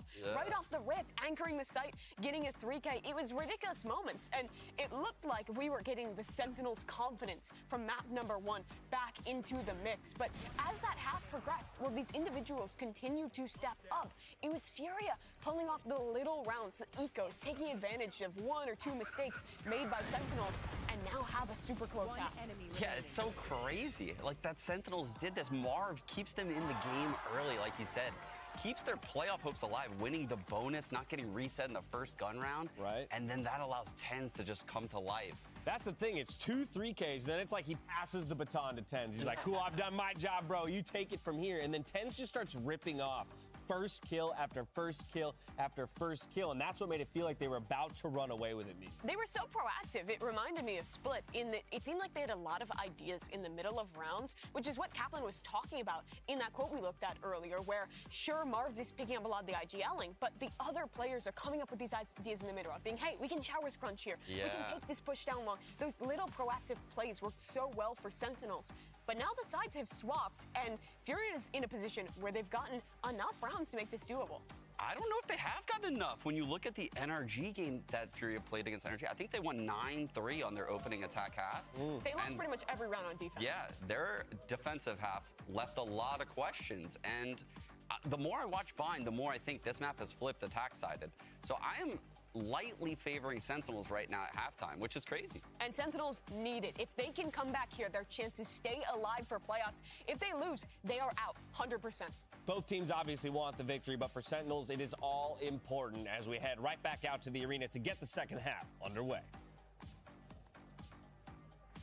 All the heat being turned up here with this match, Sentinels and Furia. It's Sentinels just trying to keep that 2-1, but for Furia, much more simpler. Just win and you are in the playoffs. They just need 7 more rounds. But like the desk was talking about, like Sean was pointing out, Furia in their game against NRG, they just couldn't win on defense. And they already didn't look great in the first half. Here it is, push. Yeah, 3 players. Turning the defense into an attack, essentially, by going down B long and taking the fight, taking the tempo. And it's that Sheriff on the pistol round for Dejazine. It's been getting so much work done. Here. 2 shots to the body with no armor. Bring down anyone. And Zekken actually has armor and a frenzy. They've loaded him up, the raid boss. See what he can do. He's been so damn good. Last few matches putting up incredible individual performances. Sentinels putting all semblance of noise. As the Viper's orbed. Oh, it's brought back up. It blooms with the snake bite, but Marv's still going to get that plant down. It's getting decayed in the middle of all of it. And you can tell that this was not Sentinel's pistol round strat because Zekken also bought double blast pack. He's not going to have a chance to use those. He's also tucked in a spot where the nade might not find value. Really needs to play off Sassy here. Close in the corner, there's a nade at his feet. How does he get out of it? Has the satchels. It's another nade, responds, trying to push them away. So keeping the satchels inside the smoke. Fight taken, QCK wins it, Marv. What timing do you take? What do you offer? Sassy resetting it through. Everyone has toppled and falled. QCK running this way, that way, doesn't know where he stands, but Sentinels winning that pistol round is a bigger one. It's absolutely major. It really is. It's their second one of the series so far, and it couldn't come at a better time for them. Like you said, to keep that small flickering candle of hope alive for their chances at making the playoffs. Furia have been great at pistols, bad in the defense half. So the fact that they don't get this one, it really is winnable here. Sentinels have looked significantly better on the double duelist maps. They dominated Split, and I feel like they should have had a more dominant first half here on Bind. It plays into their strengths when you have Zekken and Tens at the forefront of a lot of the fights. Now we see an attempt. And the double controller as well, Brent. That's something that we can't overlook. Uh-oh, though. The reason the first half was so close was because Furia were winning ecos. Util in the hands. Wow, how do you dodge that, Zekken? Right up in his face. Draft, info gathered. QCK will not get out with his life. And so, yeah, whilst it was looking a little bit uncertain at the beginning, bringing down Marv, holding that down with a Guardian. Now, Sentinel's getting a little bit more comfortable. Flash. Does Tens want to peek? He does. A shot to be landed. As long as he holds down his elbow space, it's good for him. Nade clears him back and away, but for Furia, they realize that we don't want to give them any ult orbs, we don't want to give them anything at all. They're playing back to try and deny their lives to the spike. Yeah, and this is clean. They've managed to hold on quite nicely here. So Sentinels are gonna have a decent lead and a good opportunity to rack up another. Furia really struggled on their attack side to even get into positions really to execute. We didn't see those big explosive double duelist dives with Dujazine and MW wrapping around. The fights were being won and lost really in the map control skirmishes earlier on. We'll see if Sentinels could do anything different. This upcoming bonus is going to be Reloading. just that much more important, isn't it? There was enough money in the back pocket there for Pancada, so he can buy himself a rifle and still buy for Nexa. It does add the danger element. I thought Tens might do something similar, but he's just sticking with the Marshall. Yeah, just keeping it. Oh. The fight in showers here is everything. MW's trapped. Trapped, close, onto the corner. Down and Khalil, out. he responds. There's a trade. They'll take the 1-for-1. Good work from Khalil bailing his team out. Yeah. Toxin screen down. Right place for it. But a 4v4 tends to favor the attacking side. Both raises traded. That means no major defensive utility to be thrown as they burst into sites. And also just fewer people to watch areas on the map. It's going to be a 2-2 spread and Sentinels group up to go for a short pop. Smokes drop down. All the angles here. Slow and steady. Maybe soon we'll see an injection of pace. Shot. That hit his way across. It did hit. Dujazine drop down low for the wall. Bang! And there's another one. Reactions looking crisp. Yeah, this is great shooting from Tens. 40 seconds in a round. Plenty of time to slow things down for but a moment at the back of the site. The flash blinds them. Prevents anybody from really pushing forwards. But Khalil looks like he might want to get a bit cheeky. Tens up close though. Shorty. Heard the jiggle. Went for it. Gotta respect it. Chunks down. Mazine the talk. Don't want that one to latch. 30 damage would have brought him down. Viper fight in top short here currently too. Yeah. With That's going to be caught, right? Pancada. Flash. Push them back. QCK. Taking space. Marv just Fight's taking place all over the site, isn't Pancada's it? played this beautifully. Yeah, he's just let him right past, but he's given up a kill still. Marv now live in the action. Mazine knows he has to back out, so there you go. Bonus round converted. Sentinels. This is an amazing beginning. It's incredible how different Furia look on Haven compared to maps 1 and 3. It's like watching a different team. Where's the get up and go? Where's the aggression? Where's the tempo? It's all just disappeared. They're so incredibly timid with double duelist of all things, and Sentinels are running them over. This map could already be over, Brent. If they hadn't stumbled on the, ecos, if they'd won a pistol. Yeah, we might have been looking at one of the most one-sided maps that we've seen in some time. And Furia are going to take another timeout. This is their second timeout taken in the map, so this is it. All or nothing, and the last chance for the coach to have any input. Got to hit home. How important it is for Furia. They need to win this series, Josh, to make playoffs, to lock it in themselves. If they lose the series, listen, they're not necessarily out, but in fact, they're more likely in playoffs than not. But it's just up to the luck of the fates at that sheer point. chance, whether or not the other matches end up working out, which you never want. You never want. And think about this from Furia's perspective. They've already had 2 chances. I mean, look at the stress. They had that match against NRG, where they lost after being up massively on bind. They had the match against 100 Thieves, another 2-1 loss. And now they find themselves once again in a map 3 situation, possibly facing another 1-2 loss to another North American team. The slip from Furia and Leviathan it's been incredible. The South American teams, the longer that this has been on, I don't know whether it's just being away from home or the stress or what, but they're letting these opportunities slip away. Incredible in all the opportunities slip away.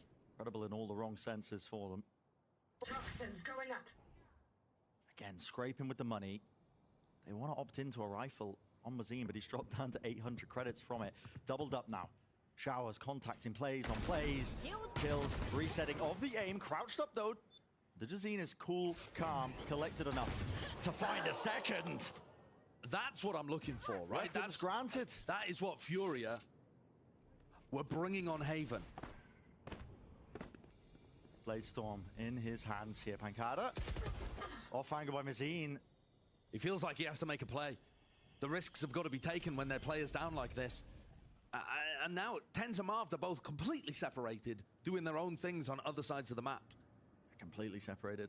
I mean, Hookah not cleared. Obviously, QCK just holding that with the Stinger. At this point, looking to not give over the weapons that they've got, but still a bit of exploration happening from Tens. He's really working himself deep into the spawn. I am kind of surprised that he's not calling for Marv to rotate to B and try to actually win this round. They don't have time to collapse on A currently, especially when Tens has not seen anyone on B.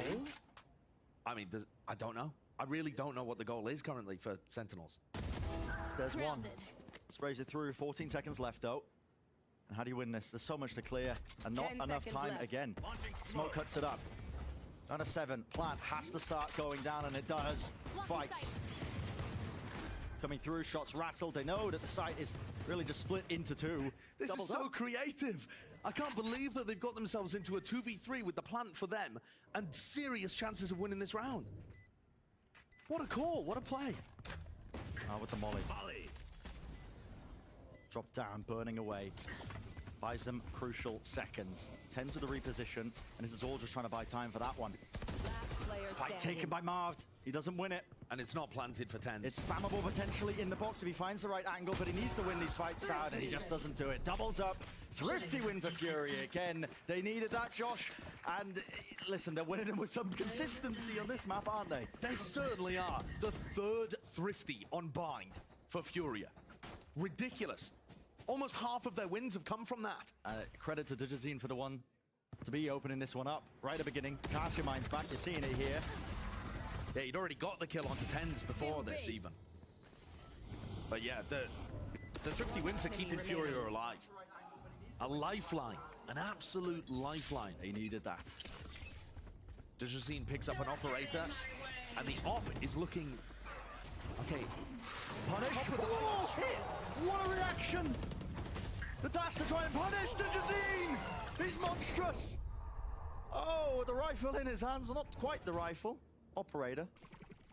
Still putting in work. But I mean, to have your op player covering your Viper, so you're going to pit down short and stop your op from even looking there, and you're relying on Digizine to hit that. Yeah, I mean, it's pure reactions. It's crazy, but he's delivered. And just like on Haven, where it felt Digizine and MW had to step up, otherwise the team were floundering, it feels like they're starting to here on Bind again. Especially Digizine. Pushed up. Spike drop. B. Mazine and Sassy walking right into each other. One enemy remaining. Not a clue in the world. With every position compromised, Pancada has to walk away with the rifle. And as Pancada 30 seconds left. watches this round slip away, the Furia players will be delighted. They've now won as many gun rounds as they have eco rounds. Yeah, isn't that ludicrous? It's crazy. But the fact that they're just staying in this one, I mean, this is going to be 9-8 now. Furia getting that momentum back. Confidence back as well. That's what you wanted to see from them. 10 seconds left. So it felt like they had that in Haven. Really good game plans. Digizine, MW were popping off. But they found it difficult to put them into good positions on the double duelist maps, which is bizarre to me because we've seen Digizine and MW go crazy playing Jet Rays before. But okay, heading into the next. Sentinels with a chance to regroup. They can still put together a decent buy. Look at this. Where was this? But yeah, let's have a... Ooh, there's no... That was a was that a no-scope? There's no way. I'm not sure. Did it just skip a little bit? Did my eyes deceive me? I feel like my eyes must have deceived me there. There's no way that was a no-scope. Yeah, I think we might have just caught the tail end of the shot, but... that's, either way, either way, a ridiculous shot for Digizine to be hitting. But okay. A tactical timeout here for Sentinels.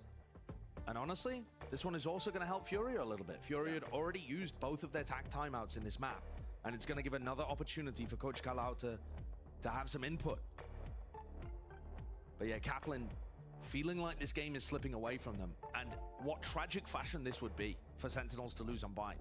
Again, the fact that Furia have only won 3 gun rounds, and yet the score is 8-9, is bonkers. Unheard of, really. But they're narrowly creeping their way back. A chance to secure playoffs themselves, not relying on any other circumstances, any other variables for the rest of the matches that are yet to be played in this week. So what have they cooked up? You will often see teams take these tag timeouts on eco rounds so that, you know, the whatever input the coach is having is for the next, but this is going to be coming out instantly. Yeah. And Sentinels have so many big ults to play with here. I mean, Orbital Strike, Showstopper, the Blade Storm 10s is going to be offsetting the fact that he doesn't have a gun. Out of my way. This just looks like they're keeping it simple and going short. Fast play. Updraft. Target spotted, target acquired. Showstopper on the back. They're going to try and squeeze Showers, and they've got that space. MW dodges the rocket coming towards him. They're going to be setting up. Whoa, okay. TP, Seekers. Mazine just rips it through the And he wins the fight. Pancada was supposed to be the backstab here. I mean, Mazine is so alone. Tens feels like it's necessary to take some risks, take some space, take some plays into his own hands. Tap time with the ADS, not enough. Furia barreling over them. 2 players left standing and no more knives in the hands of Tens. Enemy remaining. Every single player falling. Ripped to shreds. Furia now looking even. 9-9. And it dragged it back. That's a ridiculous play. That is an absolutely ridiculous play. Mazine taking the teleport on his own caused so much distraction. And the fact that he just challenges off the Seekers whilst winning. Yeah, I mean, the Seeker's giving him info here. When that one goes wide, it just lines it up. Yeah, it's hugging the corner, though. It could be going anywhere. That could be a player going... That could be a player literally anywhere on the map that isn't towards the shower side. Yeah. And he just decides to challenge. I don't even really know whether he knew there was a player there. I don't know. A wild play, and it's exactly what they need. This is now 3 in a row, uncontested by Sentinels. Tens is going to be over towards the B side of the map, up with Marved, as Dejazine gets posted down short. They haven't done this before, at least not that I can remember. Getting Dejazine... Oh, he's so aggressive as an opper. Yeah, with the dash active, it feels like he can take these liberties now, but with the footstep, has to back away. They've heard the Trailblazer coming through showers, so Dejazine and Khalil back off to try and make sure that there isn't a serious push happening in that direction. It's a hookah hold, reminiscent of the one that Sentinels had with Sassy and Pancada. And this can be really hard to break. Spots it. Snake bite at the feet with the orb up. Denying any sort of entry. Mazine now next one to take the contact. How does this get cleared? Flash. If Marv gets a sniff that they're doubled up in hookah like this, he has a Brim ult that could be devastating. Flash clears it. Still has the orbital strike. Won't really scratch it though. Okay, flash in the face here. GCK does not survive. Orbital strike. Splits it up. Buys some time. And Mazin is spotted. MW though. Not accounted for. Pancada enough to return the fire. The trade is there. And 1 player left standing. That's just the Dejazine with the operator. No chance of the retake. Still time. Gonna plan this spike here. Percentage plays. This is the easy shot. Pays for it with his life. They have the money though, so Dejazine wanted to just send that one. It's a good round from Sentinels though. They find themselves, the key difference there, the reason why they're able to hold on, they have a massive, massive player advantage by the time the spike goes down. They didn't have to play a serious post plan. The execute just tore this to pieces, and not just the exec, but that late backstab from Pancada, coming through and clearing out hookah at the same time as the rest of his players were forming the distraction on the side. Maybe Sentinels have stemmed the bleeding ever so slightly. And it looked like Fury were getting this one. Second forward. Satchel though. Push them back. Drop down. Need to really just push him away. Prowler though. Oh, both no way! The Fury players uncertain of where to aim in second. Nasty shots to hit. A 2-piece. Awesome entry, puts them up to a 5v3 again. This is, once more, not going to be that challenging to play as a post plan because of just the sheer numbers advantage. And Furia, while the money is good, might not want to commit to this and just feed ult orbs. Look at where they're at. Zekken is one away, Pancada's one away. These are major ultimates that Sentinels could use to snowball this out of Furia's control. Yeah, if they hunt for it. We've seen other teams in EMEA and in Pacific have their fate not in their hands. You know, I was particularly thinking about the Pacific region, watching that clash with, you know, RRQ and Secret, Global, the massive battle towards the bottom of the pack, where none of them controlled their own fate, and it was devastating for those players.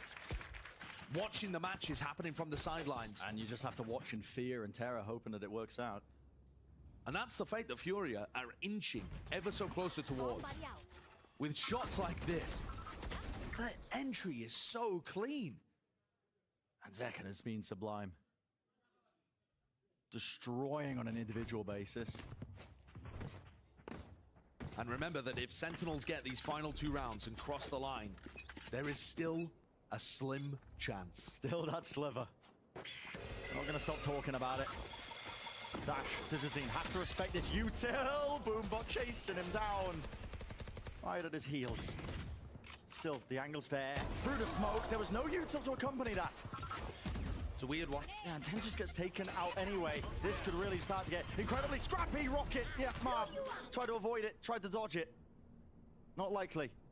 Top of the box. That was spotted there, I believe.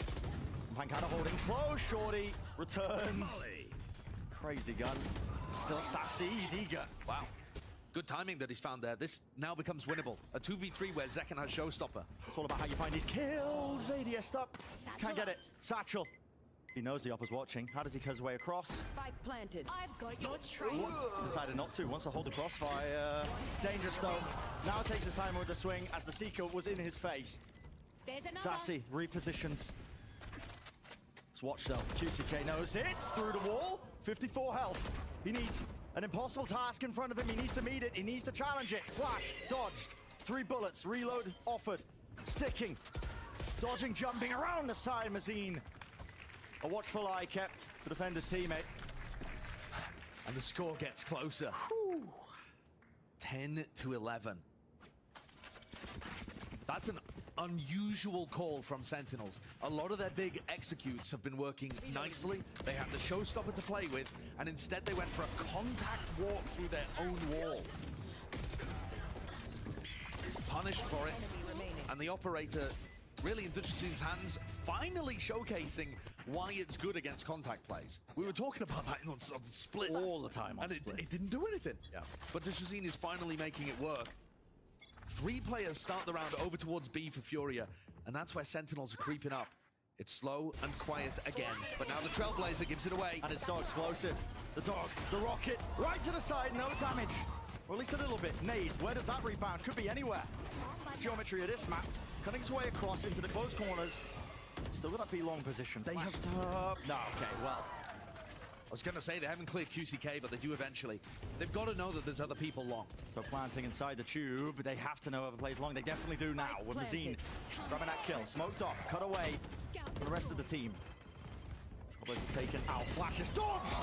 Incredible reactions! At a position known, noted, firing off. Heads are found, bodies are tumbling, bodies are falling. And the face at the end. A critical round game for Sen, brings him up to 12, 1 step away from winning the series. Sentinels win here would be so huge. The fan base has just been desperate for them all season long. And Furia would get into a sticky spot. Yeah, they'll be keeping their eyes glued to the VCT matches. Both teams will. If Sentinels win 2-1 here, they need EG, Leviathan, and MIBR to upset for them to go through the playoffs. It's absurd. Furia taking a gamble, pushing down. Doubled up. Could be all on this. High-low. The fire is returned. And damage was done to Khalil, dropped down to 10 health.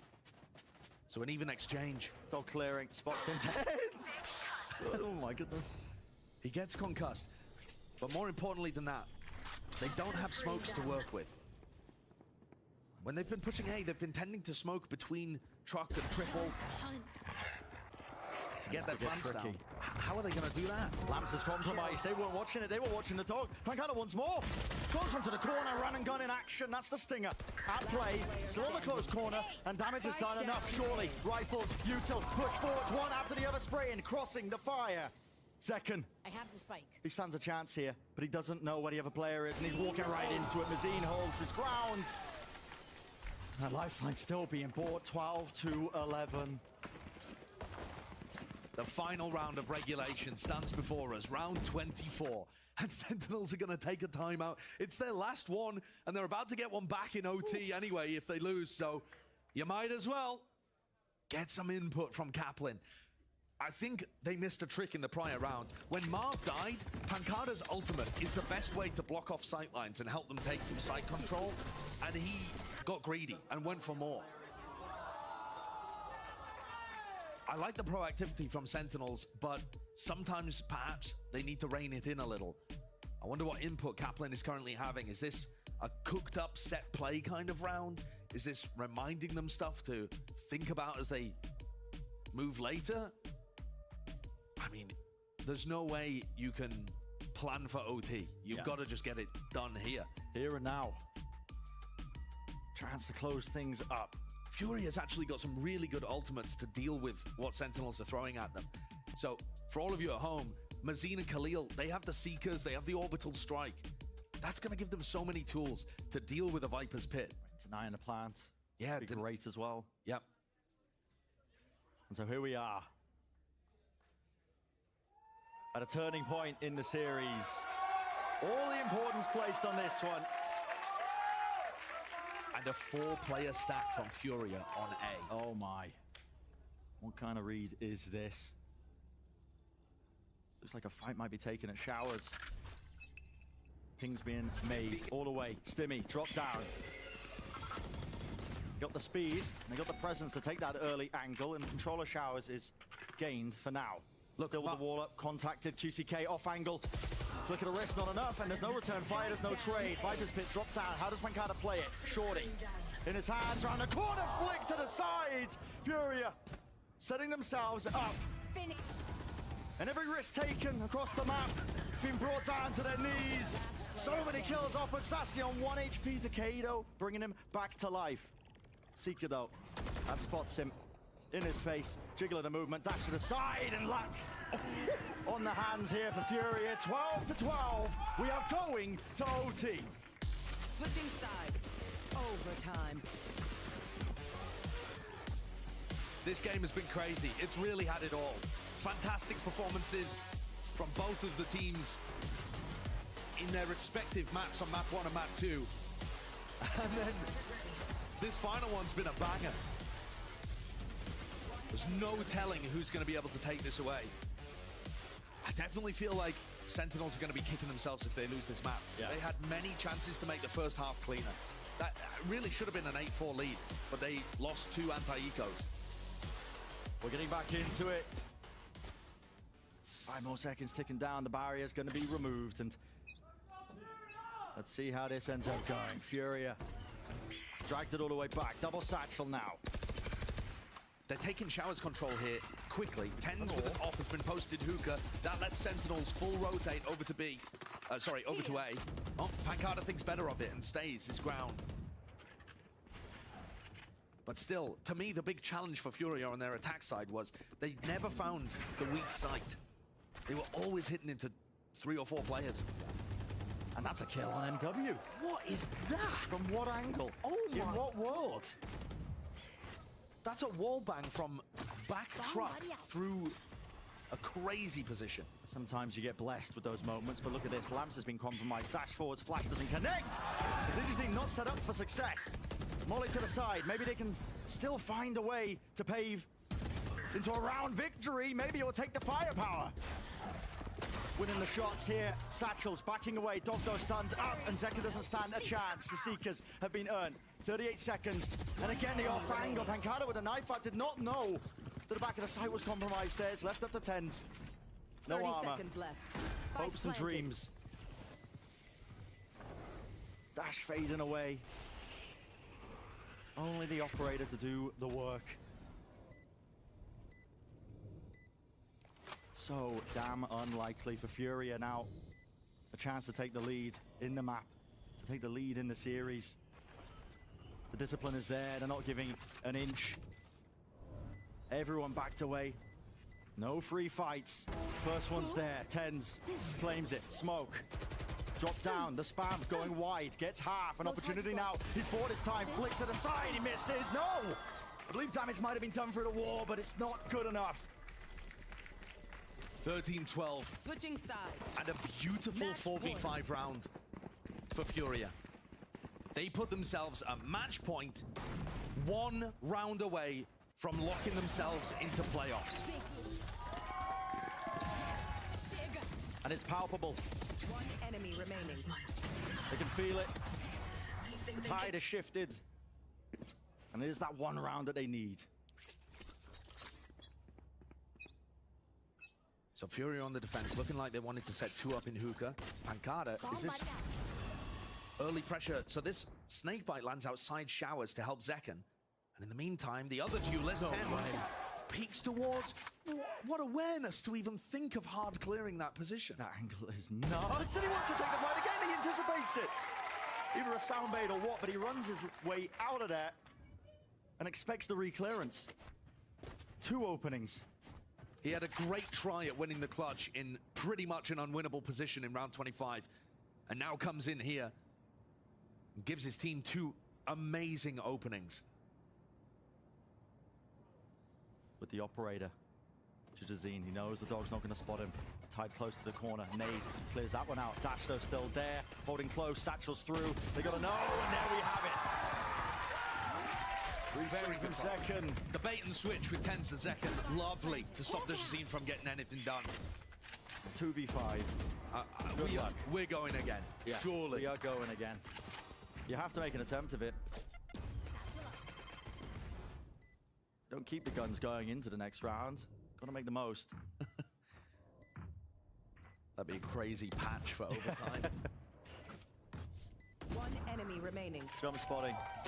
MW's there. Offsets the movement enough to win out his fight, but he's got the most to deal with. Triple face. Yeah. Secure.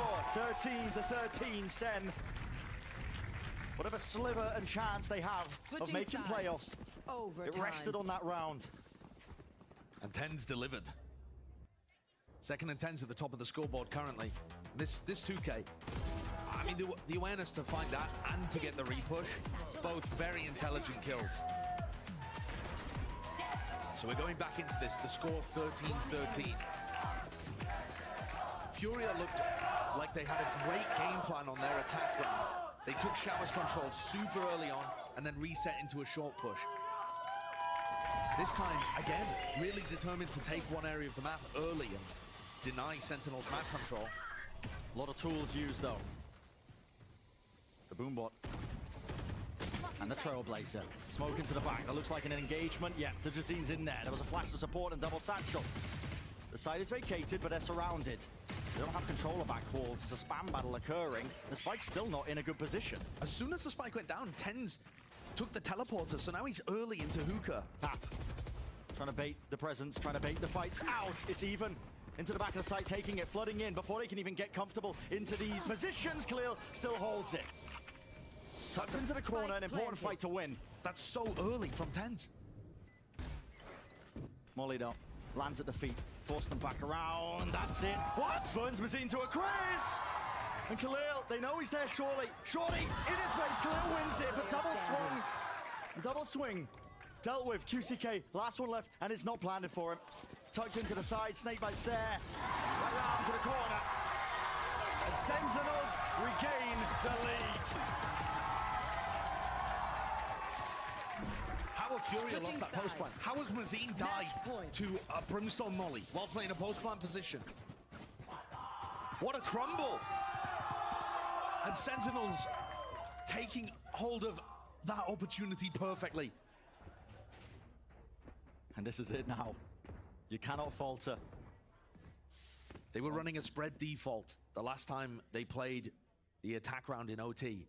Now Sentinels are essentially doing the same thing Furia just did. A 4-1 grouped up towards long. But it's slow and quiet. It could all come down to this. Time to hunt. Zine gets a bit of information. Scout destroyed. Trailblazer broken, only spots the one and a jump spot. Oh, they're going to be pre-aiming this. No, backing away. 1 minute 20. Dropping down now steadily.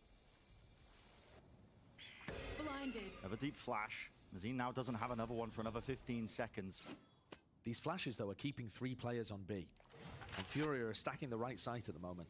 Dejasine's got great information down this. He is open to both sides of short. But Dejasine's not afraid of that. 50 seconds, flash this way, that way, eventually wrangle and control. That's about the first piece of utility that's been used in the entirety of this round by Sentinels. Think about how dangerous that is. When you're up against the potential of the operator, we know. Are they leaving both duelists on B? Blinded. No, okay, so Zekken was just taking a bit of a peek. I mean, Dejasine now has to be the difference maker. Shot found. left. Dash disengage. Shower's going to be reclaimed now. And he can be that thorn in their sides with 20 seconds remaining. How does this get taken? Flash into the back. Khalil's still there, but they don't know his position.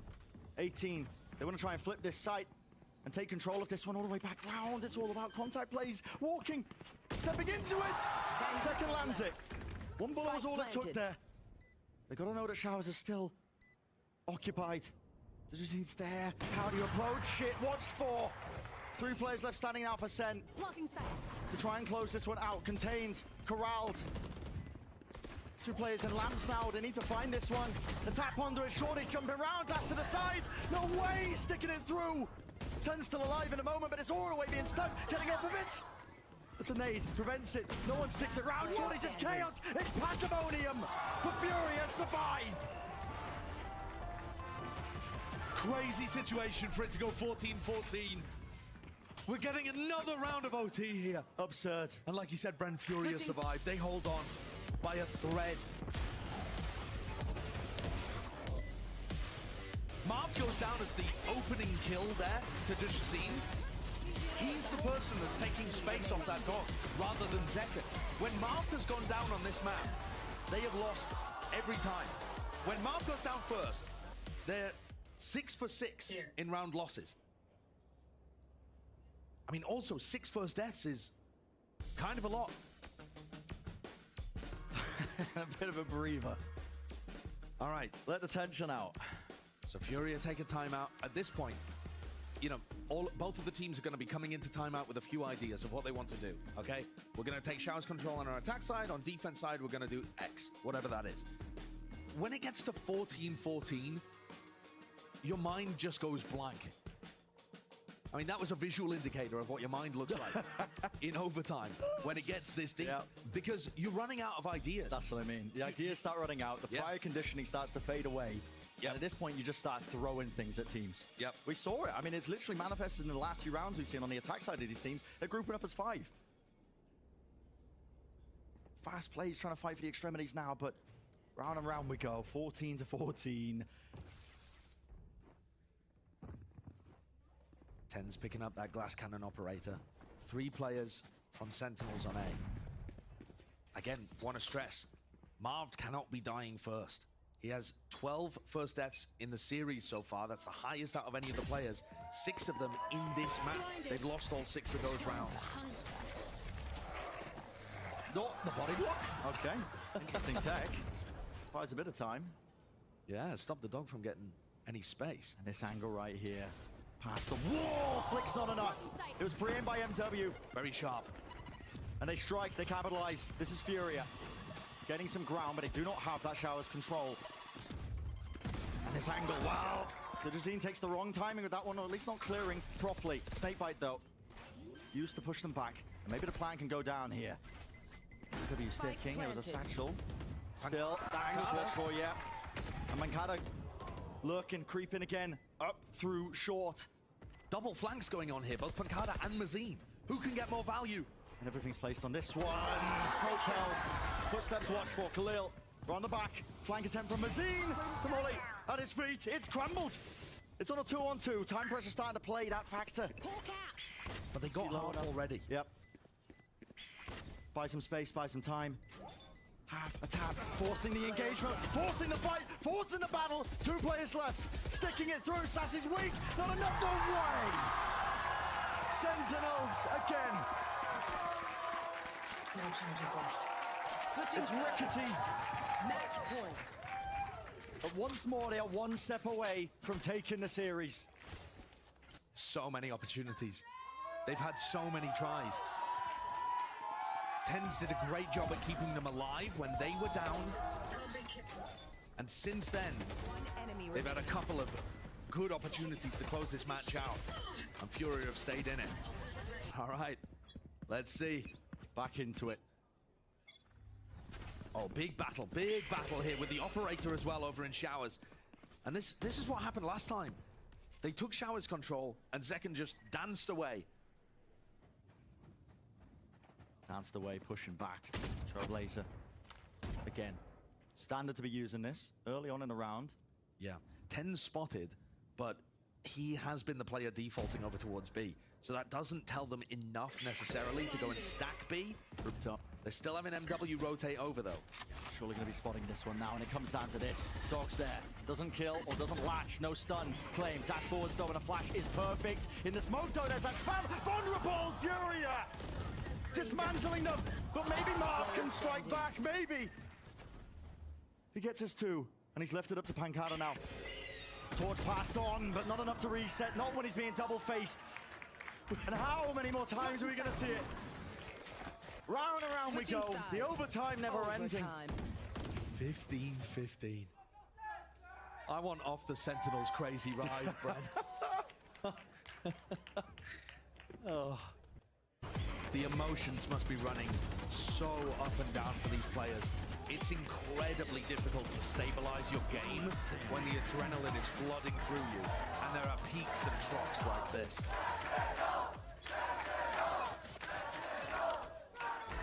Each time it seems like Sentinels Blinded. take that first step. They get shaken, get sent straight back. Furia not willing to give up their chance to hold in their own hands, their own destiny of making playoffs.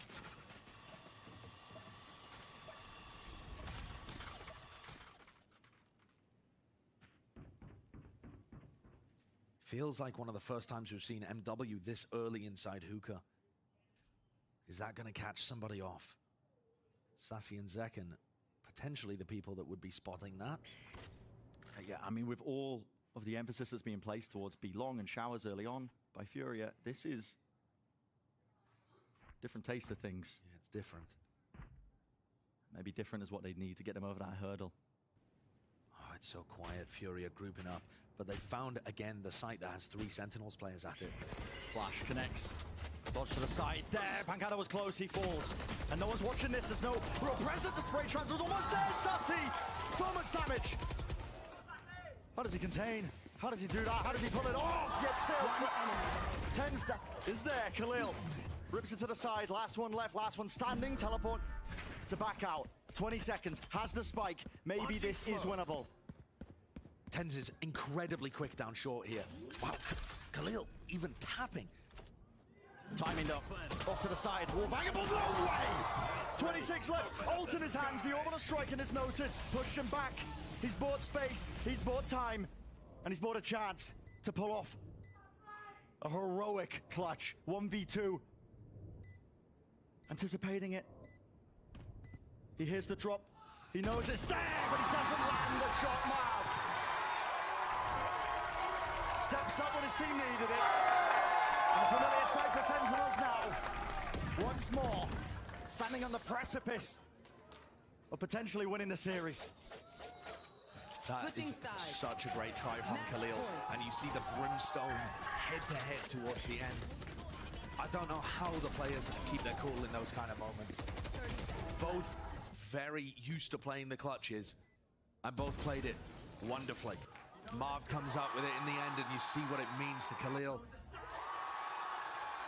I mean, that one wasn't even for the map. That was just to put them at an advantage. Sentinels once more have Furia on the brink. If Furia lose this round, they go from 4th to 8th in the standings. Blinded. That's how much this round means. How much the entire series means. for Sen. You've got to grasp this opportunity that's ahead of you now. They've been on match point so many times, but it's the last chance they have at any shot of playoffs. Nate pushes it forwards. It's a dash to the side there. It's scrappy. It's all over the place. It's labored. Furia are the ones who are winning. Gunfight's going their way. Molly at the feet, but it doesn't actually clear Digizine. And if they cancel, Mazine is miles behind them currently. Mazine might have over-pushed here, to be honest with you. I mean, these kind of crazy plays. He's not containing, though. He's not giving them any info. If they go back to B, if they took the teleport, he would be in a bad position. I mean, somehow Sentinels have found the gap here perfectly to the point where they're going to find an empty B site. Just, yeah, I mean, the read there from Furia, maybe anticipating there was a cut noise re-hit of the A side, but Mazine's got to know at this point, right? Yeah, I mean, he's cleared all the way through showers. They got to know, but then no, I mean, no one's moving. No. Anticipating that they're all grouped up towards short. Possibly it's these Viper walls. And kind of obfuscating it. QCK also looks like he thinks someone might have lurked through B into their spawn. Like Tens did on one of the previous rounds in regulation. It's all over the place. The free plant. 3 players standing for Sen. It's disadvantaged, but it is winnable. Normally, that post plant. Normally you would see teams do something aggressive in this spot because they're down a player. Deep smoke. It's an obstacle in their face. Furia, they need to stay alive. Cross to the side, the reset. Good for the one, but still in the advantage. And now just Sassy. Wider swing by QCK. And even if he fell, even if he was taken out, his team was going to have his back. We go again. I hope none of you have got anything to do today. We're locked in here. Sentinels Furia. It's now officially, I mean, it already was, but it is the longest overtime that we've had in Americas this year. 16-16 the score. Neither of these teams able to win 2 in a row. I suppose Sentinels did actually that one time where Tens was able to pick up 2 and save them from match point. Well, an absolute clinic and show that is being put on. What a roller coaster. Attention is in the air. Timeout's being earned. Sentinels using theirs now as we enter this 3rd, 4th, 5th round of overtime. I don't even know, Josh. At this point, I've lost track, but yeah. Listen. They have a tactical timeout, do they still? They were saving this one specifically for 16-16. This game has been quite ridiculous. It gets to this point, and what do you even say? We made mention of it. Any sort of prior conditioning tends to go out the window when it gets like this, because each individual round is just a microcosm. Back and forth, swapping the sides. When you get to this point, it's hard to even keep track of any sort of exploitable elements that any side could be doing. I do think, though, you're seeing a tendency from Furia to want to fight. The way in which Khalil is swinging and playing aggressive, they're trying to stuff Sentinels. Maybe there's a read there that they can try and pump fake. You know, throw a bunch of utility out, bait somebody into a bad swing and be holding for it. They're going to start on the defensive side, though, here, Sentinels. Looking to fend off a potential short push. Furia didn't run many of these. Flash, fast. There we go. Satchels as well. Moving forwards. What? Track through the wall. And a kill. Claim. Tens. Still has the dash, but really, nowhere to run here. Puts us back now to the empty cap here, just giving up that space because he knows that Lamps is compromised round the side. Shorties clearing their way, cleaving their way. Sassy fast to roam around here. He's making his own flank attempts as well. He's going to be gathering that information, but is he also going to be overcooking it? 4 versus 4. Tap, hoping that it baits out the sightline, that it baits out a fight, and guess what it does? Mazine, happy to oblige. Tens still alive. And the fight's here with the spike, not quite stuck. QCK gets off of it and finds the angle. Nevertheless, shots there. 2 versus 3. And Furia. And just about done it now. 17-16, Josh. They take that critical step forwards, and now just one more. Something they have not been able to do essentially this whole time. Only once, right at the start of OT, did we see Furia get into this point where they had potential to win the match. There was some whiffs happening there, Bren. Yeah. Tens and Sassy had spots where they could have won the round, and they let it slip. The Jazine's going to have an operator in hand, fighting towards B, looking to get posted. It's a spread default. It's slow from Sentinels. And how does it get applied? Tens. Oh, he sees it. Wants to take the fight. Not enough to reset the aim. Double faced. This is what I'm talking about. The Furia players, they just want to fight. And they want to end this with gun skill. Thought about the nail in the coffin. This could be it. It has to be. Miracle moment still. Spike has dropped down in the middle of nowhere. A bit of the sight going to be contained and gained. Second has worked his way into that Lamb's position, but yeah, it's Sentinels feeling so uncertain of where they want to land. They know they've got the sight though. Moving forwards, that spike will get planted, but they have a player disadvantage. Furia have been giving them the sight and just playing these retakes with a player advantage in OT fairly frequently. They all go through the teleporter. Surely this is it. Space vacuums up, clears up. He's claimed to one section of the map. Here onto the side, nade, round the back, rebounds, doesn't do any damage. Post plants, this is lineups being played. Molly, down onto the floor. Flash round to the side as well. Marv doesn't win his fight. Mazine with the flank. Causing danger, causing elements here. Comes down to this, spraying through. And the fight's won. Pancana, Marv, they win it. QCK sticking though, in the smoke, half on the board. Gets off of it, taps it, time running short. Spotted, no way, no way! We go again!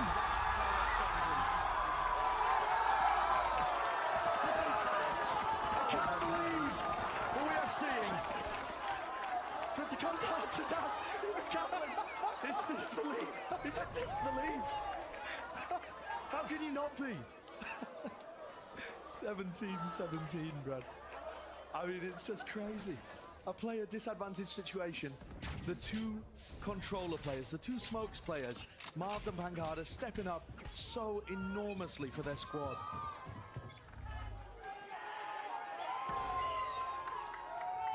What? To the distance. Doesn't matter who wins this round, no, we're going again. It feels like it. Okay. No rest. Strap in. Oh my. This time, Ten's opting for that operator. Last time he was on the defensive round, he had the rifle in his hands. This time, moving back over to it. Both teams are just doing whatever they can to try and throw some different flavor into the round. Yeah. Anything. And for Sentinels here, it's a 4-player stack on B. I mean, this is, I don't know what the read is based off, but it's a hard read. Maybe the single flash that Mazine threw at the beginning of the round? Other than that, Furia haven't really used any utility. Not another single piece. All of A given up. Marv playing safe, playing for his life all the way into the back heaven, but yeah, the players are going to be matching them. Oh, shot. I'm constantly amazed at Furia's ability to find the difficult site to hit on Vine. Dash now, flashes as well. It's a fight to be taken and a fight won! Through the wall! Ten's landing the shots. QCK not a chance in hell once more, and a familiar sight.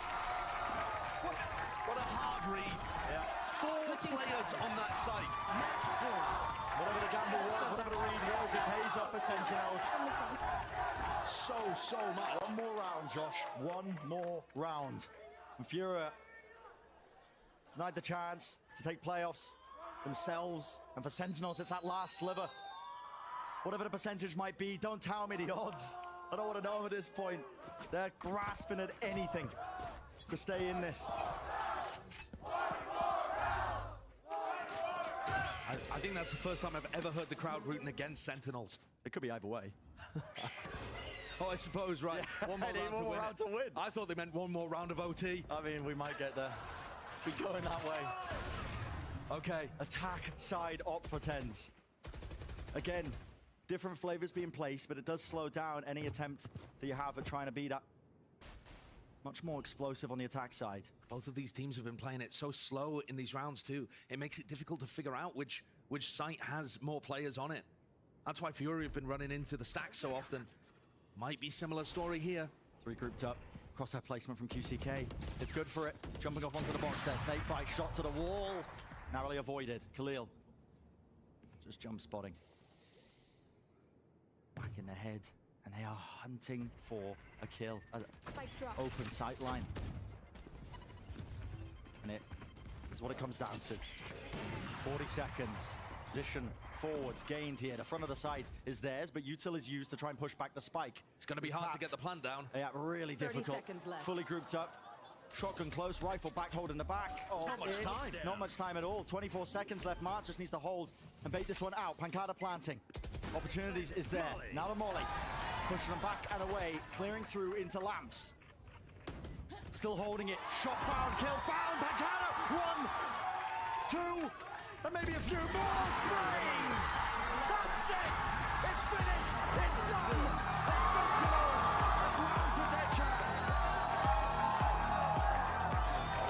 A distant dream the playoffs might be, but they win the series and they throw our standings into chaos.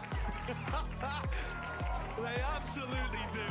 In the most Sentinels way possible, they win this game. Probably still don't make playoffs. It's an outside chance, but they just cause havoc for every other team, including Furia, who now, both of these squads, both Sentinels and Furia, had their chances to make things easy. And they've chosen the hardest way possible, where they need to watch every other game that happens for the rest of the week to figure out whether they're playing in playoffs. Ludicrous, absolutely ludicrous here. Sentinels get the victory 2-1 in spectacular fashion. Yeah, spectacular. I mean, Zekken, I believe, was 6-0 in terms of his first kills to first deaths. Top of the leaderboard. Ten's had some marvelous moments too. The double controllers closing things out.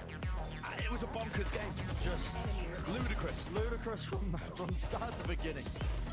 Yeah. And again, to go over the implications for this, Furia still have 62.5% of the scenarios where they make playoffs. Okay. But that still means there's a lot of scenarios where Furia miss out.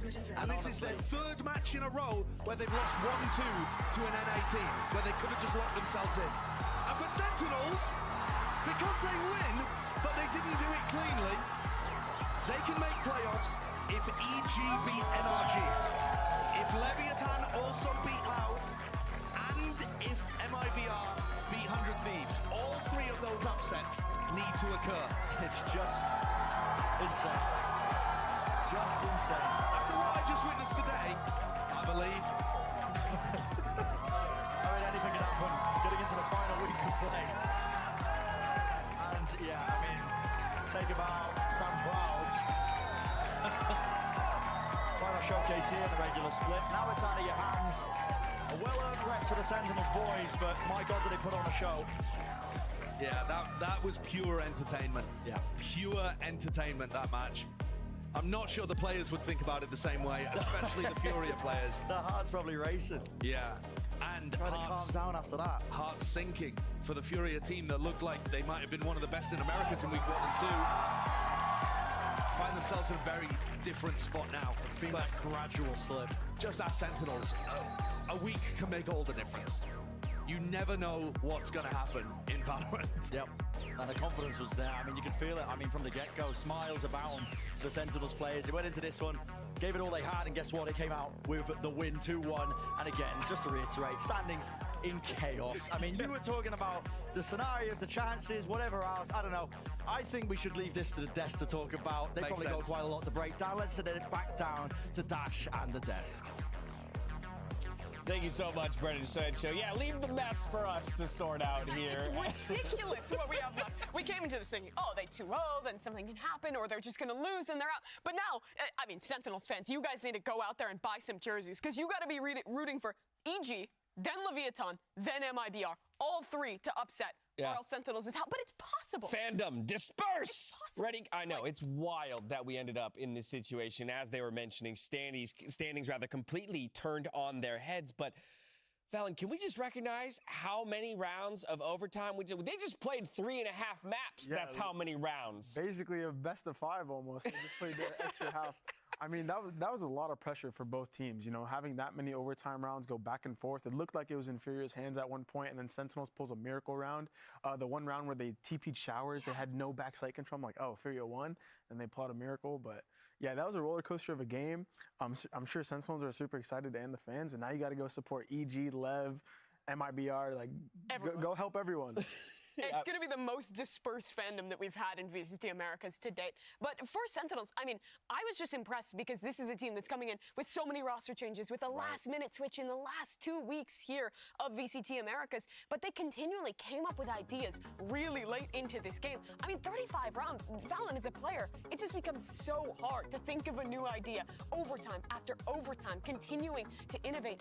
It's just so much pressure, and they stood up to it. Yeah, we actually saw a lot of like the same rounds of contact short pops or fast hookah pops. Like they're just walking up and trying to catch the other team by surprise because all of your push pulls and your outplay is just known. It's a known entity by now, and you just need to kind of surprise them, catch them off guard. And I mean, for every one of the doubters of this roster change, I think this final map is like proof of why Tens is back, because he's just like the big match player. Stepped up in such a big way for this guy. The Brazilian duo making their clutches known. Well, it was scrappy. It was against Furia. It's not them going out and winning a tournament. It kind of felt like you were getting the vibe of why people once called this squad a super team, because everyone is just so talented in these close games. Yeah, whenever someone had to step up, I would say each member of Sentinel stepped up big. I would say Marv stepping up into the IGL role. He called some phenomenal rounds there, especially in the OT.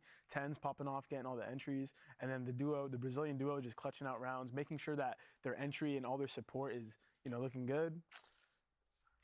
Sentinelscopia? I don't know. Yeah, 36 round map 3, the longest we've had here in VCT Americas by quite a bit, and it's Sentinels who come out on top. Let's go ahead and send it down to the stage. Vansili is standing by with Zekin for the Verizon post-match interview. Thank you so much, Dash. Zekin, congratulations. And first off, I think you owe an apology to the Sen City fans and myself, because look at this sweat, man. You had us sweating this whole game. This map on Vine has been crazy. Usually, it's cliche as a question, but we have to talk about the emotions going through that map. So tell me about that Vine game. It was hectic. It was really back and forth. The OT, we had to just calm ourselves down a little bit, but it was a good win. It was a good win. I know you have to calm yourselves down, but I think it's at round number 34. We had a snake bite that was going to a spike. We still had a player from Furia on that defuse. They almost had it a millisecond because he wasn't on that spike. So that had to be a stressful moment. Talk to me through about what happened after, because you got a flawless victory right after and you closed the series. Dude, I thought we lost. I took my headset off. But it was a big momentum shift for us. It was a huge round. Definitely got a lot of confidence after that round. We knew we could take it from there. Awesome. Let's take a step back now. We know that since Sentinels, as an organization, haven't really won split since like Masters 3 Berlin, right back in 2021. You weren't part of that roster. But when now you're part of this roster with Sentinels for this VCTs, you've lost in 2 overtime games in week 1 and week 3. What made you want to continue to play split against Furia today? It was just a map we felt confident in. It was a map we got a lot of good practice in with the new 5, and we knew Jimmy's calling was really good on it, so we were excited to play it. But let's talk about that Jimmy's calling, actually, because, I mean, it's the main question that's been going around for the past weeks, from like the analyst desk over to content creation and skits that we had around Marv. But I also wanted to ask you, as a player, what's the changes, what's the advantages having Marv now as an IGL for the team? It's really nice. Jimmy's a really calm caller, and he kind of just lets the game kind of flow. There's a lot of room for everyone, if they have their own ideas, to kind of chime in, and it allows for these rounds where we're all kind of collaborating on one idea, and it works really well. And about these ideas, 2 more questions for you. So about these ideas, the first one is these role changes that you had, right? Last week you played against Crew, where you played an Omen, and I remember you told me in the back scene, you were telling me like, I only played this once, I only scrimmed it once. So like, what was going on here into the ideas of these role changes for you guys in Sentinels? We have a lot of flexible players, a lot of players who can play anything.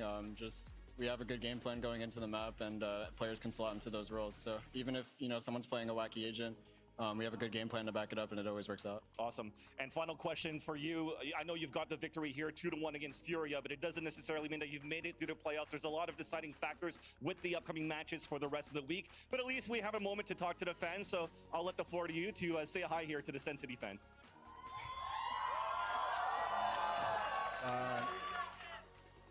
Sorry about this season. It's not been the most consistent, but we have a new 5. We have a consistent 5 that we can work with. We want to keep playing in front of you guys. We love you guys. You guys make this all possible. Thank you.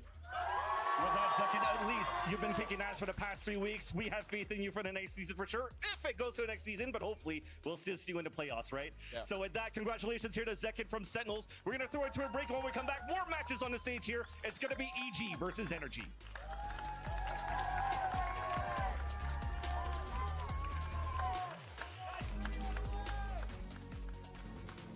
Riot Games Arena is starting to feel like a pressure cooker as both of our squads vie for a postseason position. Sentinels versus Furia. Second, last one standing.